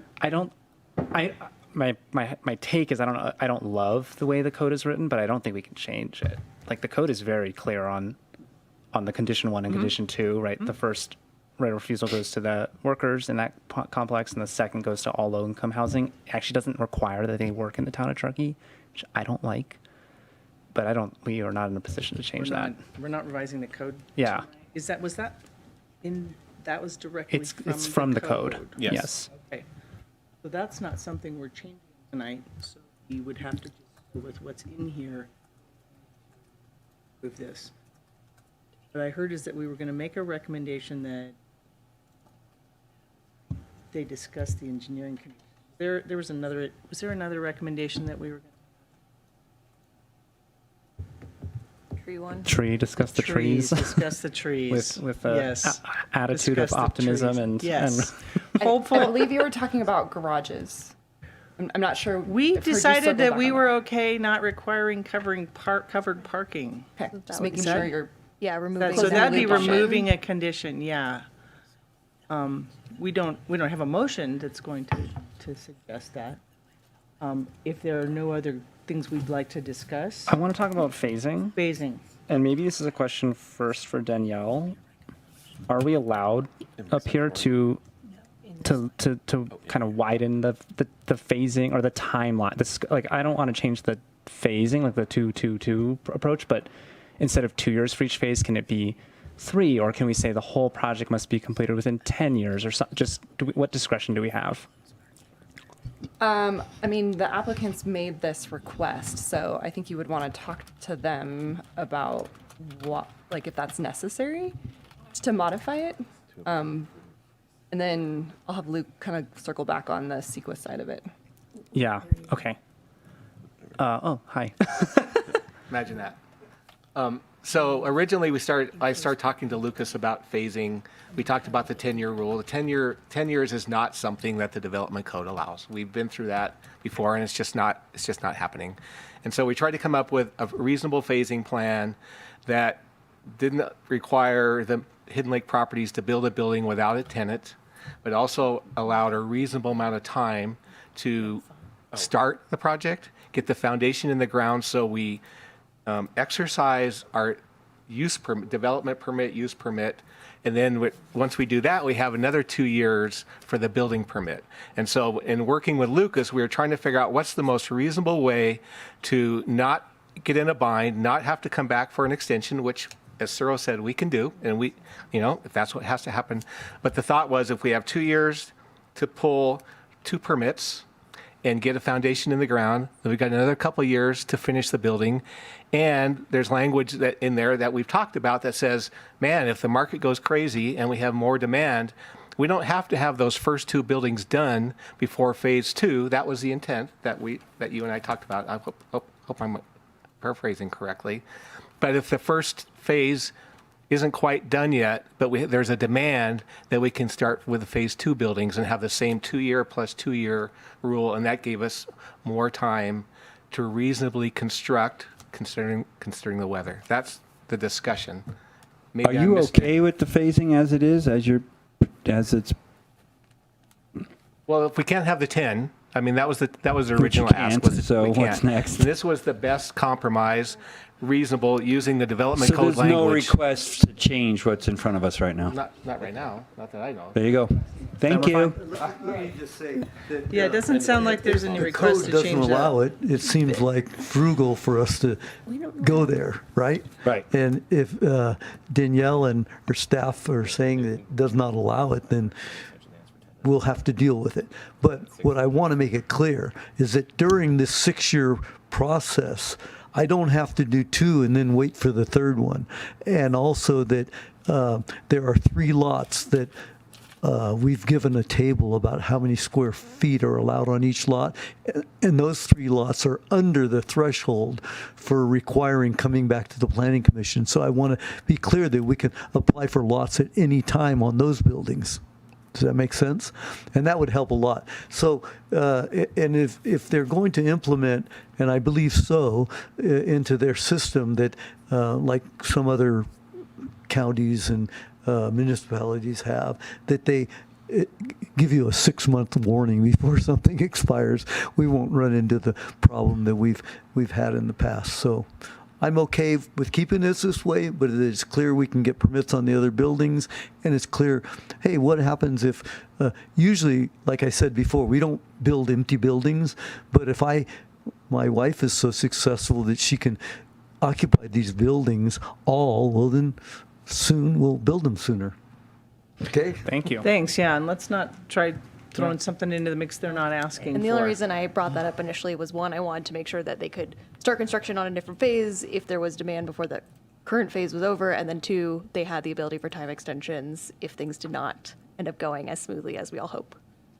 Sometimes it differs from what's planned, yes. Does anybody have a motion?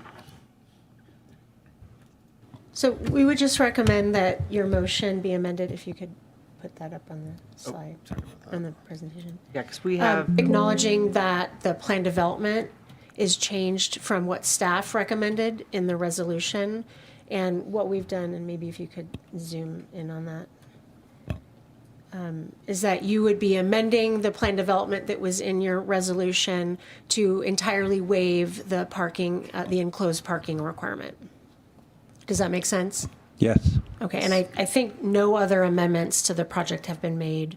at No, least just that a we're couple of hearing. recommendations we'd like to tag on. That the town, we discussed, that we would like the applicant and the town to work together regarding tree removal as it concerns efficiency and defensive space. And that we would like to recommend that the applicant work with engineering and building to clarify permit closure conditions that are still required. 2 recommendations.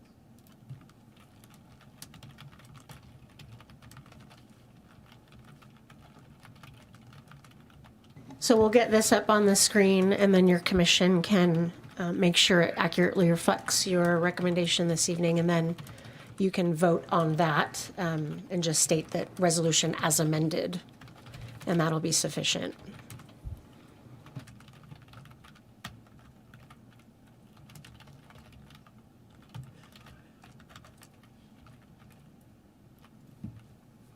But improvements.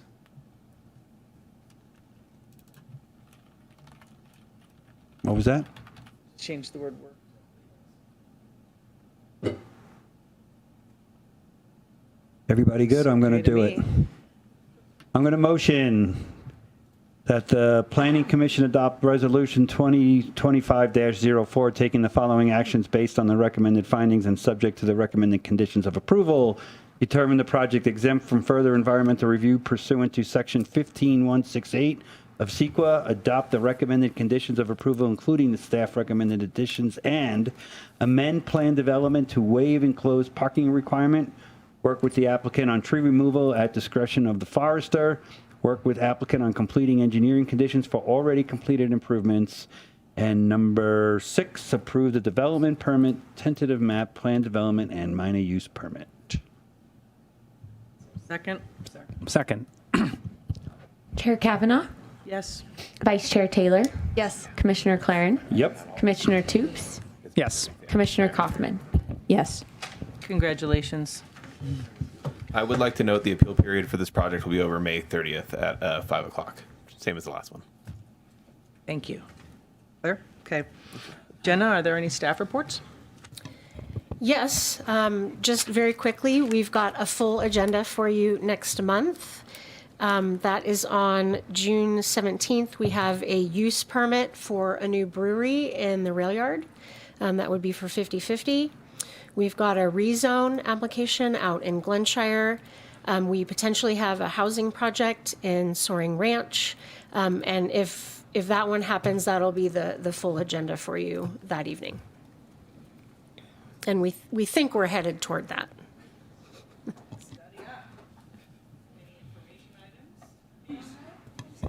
None. I guess I have a minor one. It's kind of a question. So I went to the town council where they reported the consultant reports. That's the word. And